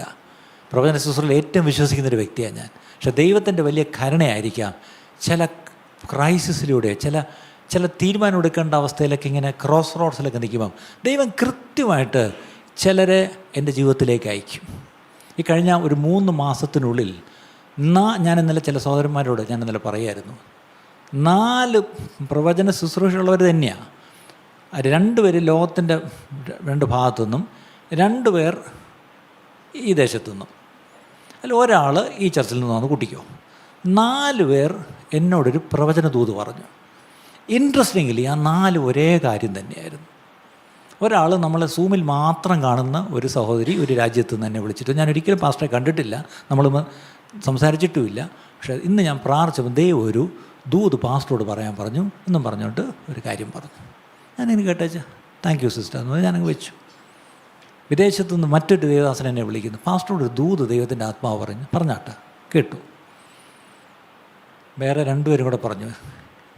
ഇന്നലെ ഞാൻ ഞെട്ടിപ്പോയി. 4 കൂടെ പുറകോട്ട് ഒന്ന് കൂട്ടി വായിച്ചപ്പം 4 ഒന്ന് തന്നെയാണ്. ദൈവം ഒന്നിനു മേൽ ഒന്നായിട്ട് എന്ത് ചെയ്യുന്നു? അതിനെ കൺഫേം ചെയ്യുന്നു. ഇനി ഞാനൊരു കാര്യം കൂടെ പറഞ്ഞേക്കാം, ഈ കേട്ട അത്ര നല്ല കാര്യമല്ലായിരുന്നു. ഞാൻ ചത്തുപോകുന്നല്ല കേട്ടോ, പേടിക്കണ്ട.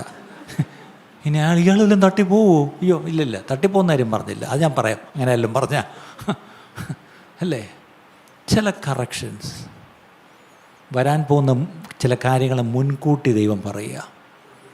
അതുകൊണ്ടായി ഒരു അടുത്ത ആഴ്ച പ്രാർത്ഥനയിലിരിക്കണമെന്ന് ഞാൻ പറയുന്നത്. സംഹാരകൻ നിനക്കെതിരെ കയറി വരുന്നു, കോട്ട കാത്തുകൊള്ളുക. മനസ്സിലായോ? ദൈവത്തിൻ്റെ ആത്മാവി ദിവസങ്ങളിൽ പറയുന്നത് അറിയാം, സഭയോട് കോട്ട കാത്തുകൊള്ളുക. എന്താണ്? സംഹാരകൻ നിനക്കെതിരെ കയറി വരുന്നു, ഓർത്തുകൊള്ളുക. അപ്പം ഇതാണ് പ്രവാചകൻ ചെയ്യേണ്ട ശുശ്രൂഷ. നമ്മൾ വായിച്ചു. അപ്പം ഈ പ്രവാചക ശുശ്രൂഷ ഉള്ളവർ എന്താ ചോദിക്കേണ്ടത്? Lord, are we aligned with God's heart? ദൈവത്തിൻ്റെ ഹൃദയമായിട്ട് ഞാൻ ചേർന്നിരിക്കുന്ന ആളാണോ? എങ്കിൽ ദൈവത്തിൻ്റെ ഹൃദയപ്രകാരമുള്ള കാര്യങ്ങളെ ഞാൻ പറയത്തുള്ളൂ. 3, അപ്പോസ്തലന്മാർ, പ്രവാചകന്മാർ, സുവിശേഷകന്മാർ, ഇവാഞ്ചലിസ്റ്റ്. അവരെന്താ ചെയ്യുന്നത്? They equip the church. അവരും സഭയെ സജ്ജമാക്കുക. എന്തിന്? To reach the lost. നഷ്ടപ്പെട്ടവർ പുറത്തുണ്ട്. അവരെ പോയി നേടണമെന്ന് ആ ഒരു ദർശനം കൊടുത്ത്, ആ ഒരു ഭാരം കൊടുത്ത്. ഇപ്പം ഇന്നിപ്പം നമ്മൾ നേരത്തെ കേട്ട പ്രബോധനം എന്താ കേട്ടത്? Reach out the lost. നമ്മൾ പേടിക്കേണ്ട അവരെ പോയി നേടണം, അല്ലേ? അവരെ പോയി നേടണം. ഇപ്പം സംസാരിച്ച രാഹുൽ ഈ ചർച്ചിലൊരു ഇവാഞ്ചലിസ്റ്റാണ്. അതുകൊണ്ടാണ് അവൻ ആ ഭാഗം പറഞ്ഞത്. ഇവിടുത്തെ ഹിന്ദി ഫെലോഷിപ്പ് ലീഡ് ചെയ്യുന്ന സഹോദരന്മാരിൽ ഒരാളാണ്, അല്ലേ? അപ്പം തീർച്ചയായിട്ടും നഷ്ടപ്പെട്ടവരെ പോയി നേടണം. അതിന് നമ്മളെ എക്വിപ്പ് ചെയ്യുന്നവരാണ് ആര്? സുവിശേഷകൻ, അല്ലേ? അപ്പം അവൻ്റെ ഭാരം, സുവിശേഷകൻ്റെ ഭാരം എപ്പോഴും എന്തായിരിക്കും? He will always have the burden for the people outside. ഇവിടെ ഉള്ളവരോട് പറ്റി വലിയ ഭാരമൊന്നും കാണത്തില്ല, പുറത്തുള്ളവരെ കുറിച്ചായിരിക്കും വലിയ ഭാരം, അല്ലേ? അപ്പം ആ ഭാരം കൊണ്ടു നടക്കുന്ന ആളെന്ത് ചെയ്യും? ഇവിടെ ഇരിക്കുന്നവരെ എക്വിപ്പ് ചെയ്യും. അവരെന്ത് ചെയ്യും? ഒന്ന് എവേക്കൻ ചെയ്യും, ഒന്ന് ഉണർത്തും. ഇങ്ങനെ ഇരുന്നാൽ പോരാ, നമുക്ക് വൈകിട്ട് പോകാം, നമുക്ക് വൈകിട്ട് ഔട്ട്റീച്ച് പുറത്തോട്ട് പോയാലോ, ഓക്കെ, എന്തെങ്കിലും പറഞ്ഞ് എന്തെങ്കിലും ജനത്തെ ഈ സജ്ജമാക്കി പുറത്തേക്ക് കൊണ്ടുപോകുന്ന ഒരു ശുശ്രൂഷയാണ് തീർച്ചയായിട്ടും ഒരു ഇവാഞ്ചലിസ്റ്റ് ചെയ്യുന്നത്, അല്ലേ? 2 തിമോത്തിയോസ് 4:5 അപ്പോസ്തലനായ പൗലോസ് തൻ്റെ നിജപുത്രനായ തിമോത്തോസിന് എഴുതുമ്പോൾ എന്താ എഴുതുന്നതെന്നറിയാമോ? മോനെ, നീയോ സകലത്തിലും നിർമ്മതനായിരിക്ക, കഷ്ടം സഹിക്ക, സുവിശേഷകന്റെ പ്രവൃത്തി ചെയ്യുക. സുവിശേഷകന്റെ പ്രവൃത്തി. ഇതൊരു പാസ്റ്ററാണ് തിമോത്തി. പക്ഷെ പാസ്റ്ററോട് എന്താ പറഞ്ഞിരിക്കുന്നത്? സുവിശേഷകന്റെ പ്രവൃത്തി. ഇന്ന് ഞാൻ പാസ്റ്റർമാരോട് ചോദിക്കാറുണ്ട്, നിങ്ങളൊരു സുവിശേഷൻ്റെ വിളിയുള്ള ആളാണെങ്കിൽ ചിലപ്പോൾ you may not be a great preacher, you may not be ഈ പറഞ്ഞ മറ്റ് കൃപയൊന്നും കാണത്തില്ല, പക്ഷേ you will have the spirit of gospel, evangelism, missions, outreach. ഇതായിരിക്കും പലപ്പോഴും ചെയ്തുകൊണ്ടിരിക്കുന്നത്, അല്ലേ? അങ്ങനെയുള്ള ഒരു പ്രവൃത്തി ചെയ്യുക എന്ന് തന്നെയാണ് അവിടെ പറഞ്ഞിരിക്കുന്നത്. അപ്പം ആ ഇവാഞ്ചലിസ്റ്റിക് മിനിസ്ട്രിയിലുള്ളവരെന്തായിരിക്കും ചോദിക്കുന്നത്? They will be asking question, who has not yet heard the good news? അവരുടെ ചോദ്യം എന്താണ്? ഇനിയും സുവിശേഷം കേട്ടിട്ടില്ലാത്തവർ ആരൊക്കെയാണ്? അവരെവിടേക്കാണ്? അതായിരിക്കും അവരുടെ ഒരു ഭാരം. ഞാൻ ചോദിച്ചോട്ടെ, നിങ്ങളൊക്കെ എന്തെങ്കിലും അങ്ങനെ ഒരു ചോദ്യം ചോദിച്ചിട്ടുണ്ടോ? Who are the people who are not yet heard the gospel according to you? നിങ്ങളെ സംബന്ധിച്ചോളം സുവിശേഷം ഇതുവരെ കേട്ടിട്ടില്ലാത്തവരാരാ? നിങ്ങൾ പറയും, ഭാഷ ഞാൻ പോസ്റ്റ് ചെയ്യ, എവിടെ? ടോഗോ ആഫ്രിക്കയിലാണോ? അവിടെ കാട്ടുജാതിക്കാരൊക്കെ അല്ലേ? അവിടെ സുവിശേഷം. നിങ്ങളുടെ നാത്തൂൻ സുവിശേഷം കേട്ടിട്ടുണ്ടോ? അമ്മായിയമ്മ കേട്ടിട്ടുണ്ടോ? നിങ്ങളുടെ അളിയൻ കേട്ടിട്ടുണ്ടോ? ഇല്ലല്ലോ. അവരൊക്കെ കുടുംബത്തിൽ ഇരിക്കുകയല്ലേ, അവരിതുവരെ സുവിശേഷം കേട്ടിട്ടില്ല. നമ്മളെവിടെ പോകുന്നു? ആഫ്രിക്കയിൽ ടോഗോ എന്നൊരു രാജ്യമുണ്ടെന്നും, അല്ലേ? അതിൻ്റെ സ്റ്റാറ്റിസ്റ്റിക്സൊക്കെ എല്ലായിടത്തും ഇപ്പം ഭയങ്കര പഠിത്തമാണ്. ടോഗോയ്ക്ക് വേണ്ടി പ്രാർത്ഥിക്കണം. അമ്മായിപ്പം അവിടെ ചക്കരശ്വാസം വലിച്ച് അവിടെ ഇരിക്കുന്നു. അവിടെ ഹോം നേഴ്സിനെ വെച്ച് കൊടുത്തിട്ട് ഇപ്പുറത്ത് നിന്ന് ടോഗോയ്ക്ക് വേണ്ടി പ്രാർത്ഥിക്കുക. ഈ മൂപ്പിലാൻ അങ്ങ് സ്വർഗത്തിൽ പോകാൻ വേണ്ടി പ്രാർത്ഥിക്കുക. ആ ഭാരം നമുക്ക് വന്നിട്ടില്ല പ്രിയപ്പെട്ടവരെ. So this burden has to come. ഈ ബേർഡൻ നമ്മുടെ ഉള്ളിൽ വരണം. നാലാമത്തെ പാർട്ടികൾ ആരാ? അപ്പോസ്തലൻ, പ്രവാചകൻ, സുവിശേഷകൻ. ഇതാണ് പാഷർ, ഇടയൻ, അല്ലേ? Shepherd, pastor. ഈ പാഷർ എന്ന് പറഞ്ഞാൽ തിരുവനന്തപുരം ഭാഷയാണ്. നമ്മൾ ഈ പാസ്റ്റർ നമ്മൾ പറയത്തില്ല. അത് പല രീതി ഇപ്പം പുതിയ ന്യൂ ജൻ പിള്ളേരൊക്കെ പാസ്റ്റർ, ഓക്കെ, അതും കൊള്ളാം, കേൾക്കാൻ നല്ല രസമുണ്ട്. ഓക്കെ, ഈ പാഷർ എന്ന് പറഞ്ഞാൽ ഇത്രയേ ഉള്ളൂ. എന്താണ്? The one who nurtures and cares for the sheep. ഒരു ഇടയനെന്ന് പറഞ്ഞാൽ ആടിനെ എന്ത് ചെയ്തു? കരുതുന്നവൻ. ആ ആടിന് ഈ പറഞ്ഞ തീറ്റയും വെള്ളവും കൊടുക്കുന്നവൻ, അല്ലേ? അപ്പം ശരിക്കും പറഞ്ഞാൽ ഈ ഇടയൻ്റെ, പാസ്റ്റർമാരുടെ, ശുശ്രൂഷകരുടെ ജോലി വേറൊന്നുമല്ല. They shepherd believers toward spiritual health. അവരെന്ത് ചെയ്യണം? ആത്മീയമായി. കഴിഞ്ഞ 2 ആഴ്ച നമ്മൾ എന്താ പഠിച്ചത് ഇവിടെ? ആത്മീയമായി ബലഹീനത മാറി ബലപ്പെടുന്നത് എങ്ങനെയാണ്? അതല്ലേ ഇവിടെ പഠിച്ചത്. എന്തുകൊണ്ടാണ് അവിടെ നിങ്ങൾ പഠിച്ചത്? പാസ്റ്റർ ആയതുകൊണ്ട് പഠിപ്പിച്ചു, അല്ലേ? ആത്മീയമായിട്ട് സ്പിരിച്വൽ ഹെൽത്ത് വേണം എന്ന് പാസ്റ്റർക്ക് തോന്നിയ ആടുകൾക്ക്, അതുകൊണ്ടത് പഠിപ്പിച്ചു. ഇനി എത്ര ആടുകൾക്ക് ഹെൽത്ത് വന്നെന്നുള്ളത് നിങ്ങൾ നോക്കിക്കോണം. കാര്യം പറയാനുള്ളത് ഇടയൻ പറഞ്ഞു. ഈ പറഞ്ഞ പോലെ സൂപ്പ് കുടിക്കേണ്ടത് ഇടയനല്ല, ആടാണ്, അല്ലേ? നമുക്കെന്തെങ്കിലും ബലക്കുറവുണ്ടെങ്കിൽ നമ്മളല്ലേ അതിനെന്തെങ്കിലും ചെയ്യേണ്ടത്. അപ്പം സ്പിരിച്വൽ ഹെൽത്ത്. അടുത്തത് മെച്യൂരിറ്റി, സ്പിരിച്വൽ മെച്യൂരിറ്റി, ഒരു പരിജ്ഞാനപൂർത്തിയിലേക്ക് വരണം. അടുത്തത് ക്രൈസ്റ്റ് ലൈക്നെസ്, എല്ലാവരും ക്രിസ്തുവിനെ പോലെ ആകണം. അതുകൊണ്ടാണ് പൗലോസ് നോക്കിയേ, അല്ല അപ്പോസ്തലൻ നമ്മൾ പറയുന്നെങ്കിലും he was a good shepherd also. എങ്ങനെ അറിയാം? Imitate me as I imitate Christ. ഞാൻ ക്രിസ്തുവിൻ്റെ അനുകാരി ആയിരിക്കുന്ന പോലെ നിങ്ങളും. അതിൻ്റെ അർത്ഥം എന്നെ പോലെ തെറ്റത്തില്ല, ഞാൻ ക്രിസ്തുവിനെ പോലെ ചെയ്യുന്നത്. അത്രയ്ക്ക് തൻ്റെ ഇടം ഉണ്ടായിരുന്നു. ഇന്ന് നമ്മൾ ഒരുത്തനെ പിടിച്ചുകൊണ്ട് സഭയിൽ വന്ന അവനോട് പറയും, ഈ ലോകത്ത് ഒരു മനുഷ്യനെയും നോക്കണ്ട, സഭയിലുള്ള ആരെയും നോക്കണ്ട, എന്നെയും നോക്കണ്ട, മേളിലോട്ട് നോക്കിക്കോ. എളുപ്പമുണ്ടല്ലോ. ഒരുത്തനെ പിടിച്ചുകൊണ്ട് വരുമ്പം ആദ്യം മുൻകൂർ ജാമ്യം എടുക്കും. എന്നെ നോക്കി പഠിക്കരുത്, നീ ശരിയാവില്ല. നേരെ എങ്ങോട്ട് നോക്കിയേക്കണം? മുകളിൽ. അവൻ ഇരുന്ന് മുകളിലോട്ടൊക്കെ നോക്കിയപ്പോൾ ഒന്നുമില്ല. അവൻ പിന്നെയും നമ്മളെ തന്നെ നോക്കും. നമ്മളെ നോക്കുമ്പോൾ 2 ദിവസം നമ്മുടെ കൂടെ അടുത്ത് ഇടവഴിയപ്പോൾ മനസ്സിലായി ഈ പറയണമല്ലൊന്നും ഇല്ല. അവൻ പൊടിയും തട്ടിപ്പോയി. ആലോചിക്കേ, അല്ലേ? അപ്പം ആ ക്രൈസ്റ്റ് ലൈക്നെസ്സിലേക്ക് കൊണ്ടുവരണം. 1 പത്രോസ് 5:2 വാക്യം, 1 Peter 5:2. അവിടെ പത്രോസ് പാസ്റ്റർമാരോട് പറയുന്നൊരു കാര്യമുണ്ട്. നിങ്ങളുടെ വിചാരണയിലുള്ള ദൈവത്തിൻ്റെ ആട്ടിൻകൂട്ടത്തെ മേയിച്ചുകൊള്ളുവിൻ. മതി, ഇത്രയേ ഉള്ളൂ. നിങ്ങളുടെ വിചാരണയിൽ, നിങ്ങളുടെ അധ്യക്ഷതയിൽ, നിങ്ങളുടെ കസ്റ്റഡിയിൽ ദൈവം തന്നിരിക്കുന്ന ദൈവത്തിൻ്റെ ആട്ടിൻകൂട്ടം. പാസ്റ്റർമാർ എന്നെ കേൾക്കുന്നൊരു ഓർത്തോണം, ഒരിക്കലും സഭയിലെ ആടുകൾ നിങ്ങളുടെ വകയല്ല, ദൈവത്തിൻ്റേതാണ്. ദൈവത്തിൻ്റെതാണ് ആട്. ദൈവം നിങ്ങളുടെ കയ്യിൽ തന്നു. ദൈവം തന്ന ആടുകളെ മാത്രം മേച്ചാൽ മതി. ഇന്ന് ദൈവം തന്നതിനെ വീട്ടിൽ ഇട്ടേച്ച് നാടെല്ലാം നടന്ന് ഫ്രീലാൻസ് പാസ്റ്ററായിട്ട് നടക്കുകയാണ്. ഒരിക്കൽ ഞാൻ മദ്രാസിലൊരിക്കൽ NLAG കോൺഫറൻസിന് വേണ്ടി ഞാൻ ചെന്നു. അപ്പോൾ എന്നെ എയർപോർട്ടിൽ നിന്ന് പിക്ക് ചെയ്ത് കൊണ്ടുപോകാൻ വേണ്ടി പാസ്റ്റർ മോഹൻ ഒരു കാർ അയച്ചിരുന്നു. അപ്പം കാറിനകത്തൊരു പാസ്റ്ററും കൂടാണ് വന്നിരിക്കുന്നത്. അപ്പോൾ പാസ്റ്റർ വലിയ കാര്യമായിട്ട് ബോർഡൊക്കെ പിടിച്ച് വന്ന് എന്നെ വിളിച്ച് കാറെ കയറ്റി കൊണ്ടുപോവാം. അപ്പം ഞാൻ ചോദിച്ചു, പാസ്റ്റർ നിങ്ങൾ എന്നെ പണ്ടിരിക്കുക பாஸ்டராக இருக்கேன் பாஸ்டர். ஓகே பாஸ்டராக இருக்கீங்களா, சரி எங்கே பாஸ்டராக இருக்கீங்க? நான் அப்படி இல்லை, நான் ഫ്രീലാൻസ് പാസ്റ്റർ. നമ്മൾ ഫ്രീലാൻസ് പാസ്റ്ററാ. ഇന്നായിരുന്നെങ്കിൽ ഞാൻ ചോദിച്ചേനെ, അന്ന് ഞാൻ കുറച്ചുകൂടെ നല്ലവനായിരുന്നുകൊണ്ട് ഫ്രീലാൻസ് ജേർണലിസ്റ്റ്, ഫ്രീലാൻസ് ഫോട്ടോഗ്രാഫർ എന്നൊക്കെ കേട്ടിട്ടുണ്ട്. ഫ്രീലാൻസ് ഹസ്ബൻഡ് കേട്ടിട്ടുണ്ടോ? എനിക്കങ്ങനെ പ്രത്യേകിച്ചൊരു ഭാര്യയില്ല. എവിടെയെങ്കിലും ആവശ്യമുള്ളിടത്ത് ഞാൻ ഭർത്താവായി കൊടുക്കപ്പെടും. അപ്പോൾ ഈ ഫ്രീലാൻസ് പാസ്റ്റർ എന്താ എൻ്റെ അർത്ഥം? ആലോചിച്ച് നോക്കിയേ. എനിക്കങ്ങനെ ആടുകളില്ല. അതുപോലെ പാസ്റ്റർ 3 മാസം ഗൾഫിൽ പോകുമ്പം എൻ്റെ സേവനം തരാം. അങ്ങനെയാണ് ഇവിടെ പറഞ്ഞിരിക്കുന്നത്. ദൈവത്തിൻ്റെ ആടുകൾ നിൻ്റെ അധ്യക്ഷതയിൽ തന്നിരിക്കുന്നതിനെ നീ മേയിച്ചോളണം. എന്ത് ക്ലിയറാന്ന് നോക്കിയേ, എന്ത് ക്ലിയറാ. ആ ആടുകളോട് ആ ഇടയനൊരു ഉത്തരവാദിത്വമുണ്ട്. ആ ആടുകളോട് ഉത്തരവാദിത്വമുണ്ട്. ശരി, അപ്പം ഇടയ ശുശ്രൂഷ ഉള്ളവർ ചോദിക്കേണ്ട ഒരു ചോദ്യം, how do we help people become spiritually whole? അവരെ പൂർണ്ണരാക്കി തീർക്കുവാൻ, ആത്മീയമായ ഒരു പരിജ്ഞാനപൂർത്തിയിലേക്ക് എങ്ങനെ നമുക്ക് ജനത്തെ കൊണ്ടുവരാൻ കഴിയും? അതായിരിക്കണം ഒരു പാസ്റ്റർ ചിന്തിക്കേണ്ടത്, മറ്റൊന്നുമല്ല. നിങ്ങളുടെ പോക്കറ്റിൽ കിടക്കുന്നത് എങ്ങനെ എൻ്റെ പോക്കറ്റിൽ വരുത്തണമെന്നല്ല പാസ്റ്റർ ചിന്തിക്കേണ്ടത്. ഇന്ന് പല പാസ്റ്റർമാരും ചെയ്യുന്ന ശുശ്രൂഷ കാണുമ്പോൾ എനിക്ക് ലജ്ജ തോന്നുന്നു. പറയും, ക്ഷമിക്കട്ടെ, ദൈവം എന്നോട് ക്ഷമിക്കട്ടെ. അത് ആ സൗകര്യ കണ്ണാടി വെച്ച് ഇങ്ങോട്ട് വന്നേ. എവിടെ നിന്നാണ് വരുന്നേ? ഞാൻ കാണുന്നത് നിങ്ങളുടെ വീടിൻ്റെ അടുത്തൊരു ട്രാൻസ്ഫോമർ ഇല്ലയോ? ഉണ്ട്. മതി, ട്രാൻസ്ഫോമറിൽ നിന്ന് തുടങ്ങി പിന്നെ ആ റൂട്ട് പിടിച്ച് അങ്ങ് പോവും. ഞാൻ ചോദിച്ചോട്ടെ, എന്തു ആത്മീയ വർധനയുണ്ടായത് ആ സഹോദരിക്ക്? ദൈവനാമം ദുഷിക്കപ്പെടുക പ്രിയപ്പെട്ടവരെ. ഞാൻ വേദനയോടെ ഞാൻ തുറന്നു പറയുക.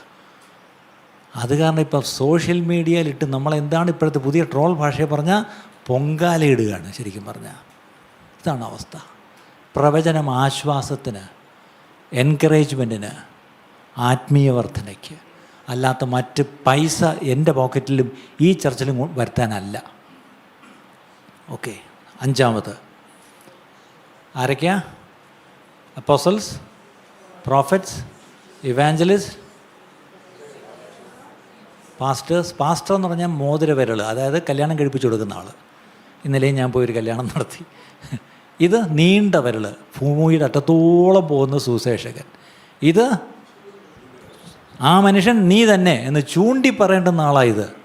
ഇദ്ദേഹമോ ചില കട്ടയ്ക്ക് അല്ലേ, ഇദ്ദേഹം അല്ലേ, ഹി ഹു ഗവേൺസ്, പല കാര്യങ്ങളുണ്ട്. ഇനി ഇതാരാ? ഇതെന്താ സാർ നമ്മൾ ഉപയോഗിക്കുന്നത് എന്തിനാണ്? അതല്ല, ഈ പ്രസംഗിക്കുമ്പം ഈ പറഞ്ഞ പോലെ ഈ പാസ്റ്റർ പ്രസംഗിക്കുമ്പോഴും തലയ്ക്ക് മണ്ടേ കൂടെ പോകും. പക്ഷേ ഒരു ടീച്ചർ പഠിപ്പിക്കുമ്പം ചെവിക്കകത്തോട്ട് പോകും. മനസ്സിലായോ? ചെറുവിരളെ നമ്മൾ ചെവിക്കകത്തൊരു പ്രയാസം ഉണ്ടായാൽ ചെറിയ സാധനം നമ്മൾ അകത്തോട്ട് കയറ്റത്തുള്ളൂ എന്ന് പറഞ്ഞാൽ ചെറുവിരൽ അല്ലേ. അപ്പം അങ്ങനെയാണെങ്കിൽ ഈ ദൈവത്തിനെ പഠിപ്പിക്കുന്ന ടീച്ചേഴ്സ് അവരുടെ ജോലി എസ്റ്റാബ്ലിഷിങ് ട്രൂത്ത്, സത്യം അല്ലേ. ചിലപ്പോൾ സത്യം ഈ പറഞ്ഞ ഇല്ലാത്തൊരവസ്ഥ വരും. അവിടെ ഈ സത്യത്തെ സ്ഥാപിക്കണം. ദൈവവചനത്തിൻ്റെ സത്യങ്ങളെ സ്ഥാപിക്കുന്ന ടീച്ചേഴ്സാണ് ഇനി വരേണ്ടത് അല്ലേ. പല ടീച്ചേഴ്സിൻ്റെയും ഈ ഇടയ്ക്കുള്ള ടീച്ചിങ്ങളൊക്കെ കേൾക്കുമ്പോൾ അതിശയം, ഇത് ഏത് ബൈബിളിൽ നിന്നാണ് ഇത് പ്രസംഗിക്കുന്നത്? നമ്മൾ വായിച്ച ബൈബിളിലൊന്നും ഇത് ഇതുവരെ കണ്ടിട്ടില്ല. വാക്യം എഫേസ്യർ 4:14, Ephesians 4:14.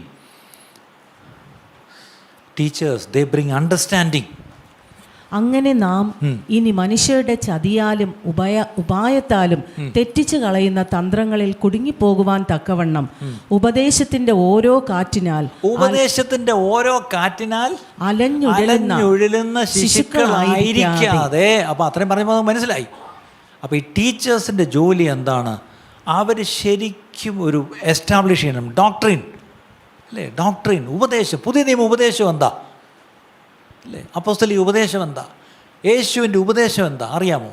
അത് പഠിപ്പിക്കണം. ഡോക്ട്രിൻ ആൻഡ് ബിബ്ലിക്കൽ ഡെപ്ത്, ഈ വചനത്തിൻ്റെ ആഴങ്ങൾ പഠിപ്പിക്കണം. ഇന്ന് ഈ വചനത്തിൻ്റെ ആഴങ്ങളില്ല, എല്ലാം ദാവീദും ഗോലിയാത്തും. പിന്നെ അത് കഴിഞ്ഞാൽ ഈ പറഞ്ഞ പോലെ ഇന്ന് മുതൽ ഓക്കെ നിന്നെ ഞാൻ ഉയർത്തും, അല്ലേ? ഇത് പറഞ്ഞ് നമ്മളിങ്ങനെ സ്പ്രിങ്ങി നിർത്തി പോകുന്ന ടീച്ചേഴ്സാണ്. അതല്ല, പണ്ടത്തെ കാലത്ത് ബെന്തക്കോസ്ത് സഭകളിലൊക്കെ കൂടെ ഒരു പ്രത്യേക ഒരു ആഴ്ചത്തെ ബൈബിൾ ക്ലാസ് വയ്ക്കും. അന്ന് ബൈബിൾ ക്ലാസ്സിന് ഈ പറഞ്ഞ പോലെ ട്രാൻസ്പോർട്ട് ബസ്സിൽ കയറി ഫാസ്റ്റ് പാസഞ്ചറി ടിക്കറ്റ് എടുത്ത് വരുന്ന ചില പാസ്റ്റർമാരുണ്ട്. അവർ വരുന്നത് കയ്യിൽ അവരുടെ തുണിയെല്ലാം കൂടെ ഒരു പെട്ടിക്കകത്ത് വെച്ചിട്ട് പിന്നെ ഒരു ചാർട്ടും പരിപാടിയൊക്കെ ആയിട്ടാണ് വരുന്നത്. ഇങ്ങോട്ട് വന്നിട്ട് എന്ത് ചെയ്യും? ആദ്യം ഇതങ്ങോട്ട് തൂക്കും, അല്ലേ? എന്നിട്ട് അങ്ങോട്ട് ദാനിയേലിൻ്റെ പ്രവചനം, വെളിപ്പാട് പുസ്തക വ്യാഖ്യാനം, കർത്താവിൻ്റെ വരവിൻ്റെ ലക്ഷണങ്ങൾ, ഇങ്ങനെയുള്ള സമാപന കൂടാരത്തിൻ്റെ കാര്യങ്ങൾ, ഇങ്ങനെയൊക്കെ ഒരു വിശദമായിട്ടൊരു വചനം പഠിപ്പിക്കുമായിരുന്നു. ഇന്ന് ആരെങ്കിലും ഒരു ചാർട്ടിട്ടൊരു പ്രസംഗം കേട്ടിട്ടുണ്ടോ? ആലോചിച്ച് നോക്കി. ഇപ്പം തന്നെ നമ്മൾ സൂമിൽ കഴിഞ്ഞ ആഴ്ച introduction to the second coming, അത് ഇൻട്രൊഡക്ഷനേ ഉള്ളായിരുന്നു, അല്ലേ? ഇങ്ങനെയുള്ള നമ്മൾ അറിഞ്ഞിരിക്കേണ്ട ചില ഡെപ്ത് നമ്മളിന്ന് സഭയിൽ കേൾക്കുന്നേയില്ല. കർത്താവിൻ്റെ രണ്ടാം വരവിനെ പറ്റി ഒരു പ്രസംഗവും കേൾക്കുന്നില്ല. എന്തെങ്കിലും പ്രസംഗം ഉണ്ടെങ്കിൽ അവിടെ ഇറാനിലൊരു ബോംബ് എന്ന് വീണാൽ അതിൻ്റെ പേരിലൊരു ആവേശത്തിലൊരു പ്രസംഗമുണ്ട്. ആ ആവേശപ്രസംഗം കൊണ്ട് വലിയ കഥയില്ല. അപ്പോൾ ടീച്ചിങ് മിനിസ്ട്രി അവർ ചോദിക്കുന്ന ഒരു ചോദ്യമുണ്ട്: do believers understand what they believe and why they believe? സഭയിലെ വിശ്വാസികൾ അവരെന്താണ് വിശ്വസിക്കുന്നതെന്ന് അവർക്കറിയാമോ? അത് എന്തുകൊണ്ടാണ് വിശ്വസിക്കുന്നതെന്നറിയാമോ? ഇന്ന് നമ്മുടെ കുഞ്ഞുങ്ങൾ സ്കൂളിൽ പഠിക്കുന്ന, അവരുടെ കൂടെ പഠിക്കുന്ന മറ്റ് അന്യമത കുട്ടികളുണ്ട്. ആ കുട്ടികൾ ചില ചോദ്യം ചോദിക്കുമ്പോൾ നമ്മുടെ കുട്ടികൾ ഇങ്ങനെ ബ്ലിങ്ക് ചെയ്തിരിക്കുക. നിങ്ങളുടെ ജീസസ് ഗോഡ് ആണെന്ന് എവിടെയെങ്കിലും ബൈബിളിൽ പറഞ്ഞിട്ടുണ്ടോ? ആണോ? ഇല്ല. വീട്ടിൽ വന്ന് മമ്മി ജീസസ് ഗോഡ് ആണെന്ന് ബൈബിളിൽ പറഞ്ഞിട്ടുണ്ടോ? മമ്മിക്ക് വല്ലതും അറിയാം? അവിടെ പപ്പ അടുത്ത് വരും, പപ്പ ജീസസ് ഗോഡ് ആണെന്ന് ബൈബിളിൽ പറഞ്ഞിട്ടുണ്ടോ? അവൻ സൺഡേ സ്കൂളിലേ പോയിട്ടില്ല അപ്പ. ഇതെവിടെ നിന്നാണ് പഠിക്കേണ്ടത്? What do you believe and why do you believe? ഇന്നത്തെ ഏറ്റവും വലിയ കഷ്ടം, സഭകളിൽ നമ്മൾ വിശ്വസിക്കുന്നത് എന്താണെന്നും അറിയത്തില്ല, എന്തുകൊണ്ട് വിശ്വസിക്കുന്നതെന്നും അറിയത്തില്ല. ഇപ്പം നിങ്ങൾ തന്നെ പറ, യേശു ദൈവമല്ല എന്നൊരാൾ നിങ്ങളോട് പറഞ്ഞാൽ ദൈവം ആണ് എന്ന് നിങ്ങൾ വിശ്വസിച്ച് നിങ്ങൾക്ക് പറഞ്ഞു കൊടുക്കാൻ നിങ്ങൾക്ക് അറിയാമോ? ഇവിടെയൊക്കെയാണ് ടീച്ചേഴ്സിൻ്റെ ആവശ്യം, പ്രിയപ്പെട്ടവരെ. അപ്പം നമുക്ക് വേണ്ടിയത്, we don't need A bigger platform, we need A more mature body. ഈ സഭയാവുന്ന ശരീരത്തെ ഒന്നുകൂടെ മെച്യൂരിറ്റിയിലേക്ക് വരുത്തണം, അല്ലാതെ വലുപ്പത്തിലേക്ക് വരുത്തുന്നതിലല്ല കാര്യം, അല്ലേ? How many people gather on a Sunday morning അല്ല വിഷയം. How many people have been equipped to function in Christ? ക്രിസ്തുവിൽ എത്ര പേര് സജ്ജമാക്കപ്പെട്ടു പോയി അവരെ വിളിച്ച വിളിയിൽ ശുശ്രൂഷിക്കുവാൻ? അതാണ് സഭയുടെ കാര്യം, പ്രിയപ്പെട്ടവരെ. യേശു 3.5 കൊല്ലം ഭൂമിയിൽ പരസ്യ ശുശ്രൂഷ ചെയ്തു. പക്ഷേ ആ 3.5 കൊല്ലവും ഈ പറഞ്ഞ പോലെ തൻ്റെ മുമ്പിൽ വന്നിരിക്കാൻ ഒരു വലിയ ആൾക്കൂട്ടത്തെ അല്ല താൻ ആകർഷിച്ചത്. ആൾക്കൂട്ടം 5000 ഒക്കെ വന്നിരുന്നു, അവർക്ക് അപ്പമൊക്കെ കൊടുത്ത് അവരെ പറഞ്ഞു വിട്ടു. പക്ഷേ താൻ എപ്പോഴും നിരന്തരം അവരോടൊപ്പം ഉണ്ടുറങ്ങി അവരെ പരിശീലിപ്പിച്ചു. ഒരു 12 പേരെ, അതിൽ തന്നെ ഒന്ന് പേടായിപ്പോയി, പോട്ട്, ദൈവം ക്ഷമിക്കട്ടെ, അല്ലേ? ഈ 12 പേരെയും കൊണ്ടാണ് പുള്ളി 3.5 കൊല്ലവും ശുശ്രൂഷിച്ചത്. അതെന്തിനാ അവരുടെ കൂടെ എങ്ങനെ നടന്നതെന്നറിയാമോ? താൻ ഫിസിക്കലി നാളെ പ്രസൻ്റ് അല്ലെങ്കിലും ഈ 12 പേര് പോയി തൻ്റെ ശുശ്രൂഷ കണ്ടിന്യൂ ചെയ്യും. അതായിരുന്നു യേശുവിൻ്റെ വിജയം. അന്ന് ആ 12 പേരെ തിരഞ്ഞെടുത്ത് അവരെ 3.5 കൊല്ലം പഠിപ്പിച്ച് പിന്നെ അവസാനം ഒരു 40 ദിവസം ഒരു ക്രാഷ് കോഴ്സും കൂടെ എടുത്ത് കൊടുത്തിട്ട് പോയി. അതുകൊണ്ടാണ് ഇന്ന് നമ്മളിവിടെ ഇരിക്കുന്നത്, ശരിയല്ലേ? ആ 12 പേര് എഫക്റ്റീവ് ആയിരുന്നോ? ആയിരുന്നു. അവരവരുടെ ഇട്ടാവട്ടത്തിൽ അവർ തുടങ്ങി. പക്ഷേ ഇന്ന് ലോകമെമ്പാടും ഏകദേശം ഒരു സുവിശേഷം എത്തുന്നതിനൊക്കെ കാരണം ആ 12 പേരെ വിശ്വസിച്ച് പരിശീലിപ്പിച്ചുകൊണ്ടാണ്. അപ്പം തിന്നവർ 5000 പേര് എന്ത് ചെയ്യും? ആ ക്രൂശിൻ ചുവന്നോട്ട് പോയപ്പോൾ സൈഡിൽ നിന്ന് കരഞ്ഞ ഇവരൊക്കെ എന്ത് ചെയ്യും? അല്ലേ?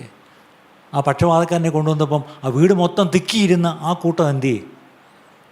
അവരൊന്നും ഒന്നും ചെയ്തതായിട്ടില്ല. ഈ 12 പേര് ലോകത്തെ കീഴ്മേൽ മറിച്ചു എന്ന് അപ്പോസ്തലപ്രവൃത്തിയിൽ എഴുതിയിട്ടുണ്ട്. എൻ്റെ ചോദ്യം, ഓരോ ഞായറാഴ്ചയും വന്നൊരു വലിയ കൂട്ടം വന്നിരിക്കുകയും ആ കൂട്ടത്തെ ഇങ്ങനെ ഇളക്കി സ്പ്രിങ്ങിൽ കയറ്റി വിടുന്നൊക്കെ ചെയ്തിട്ട് കാര്യമില്ല.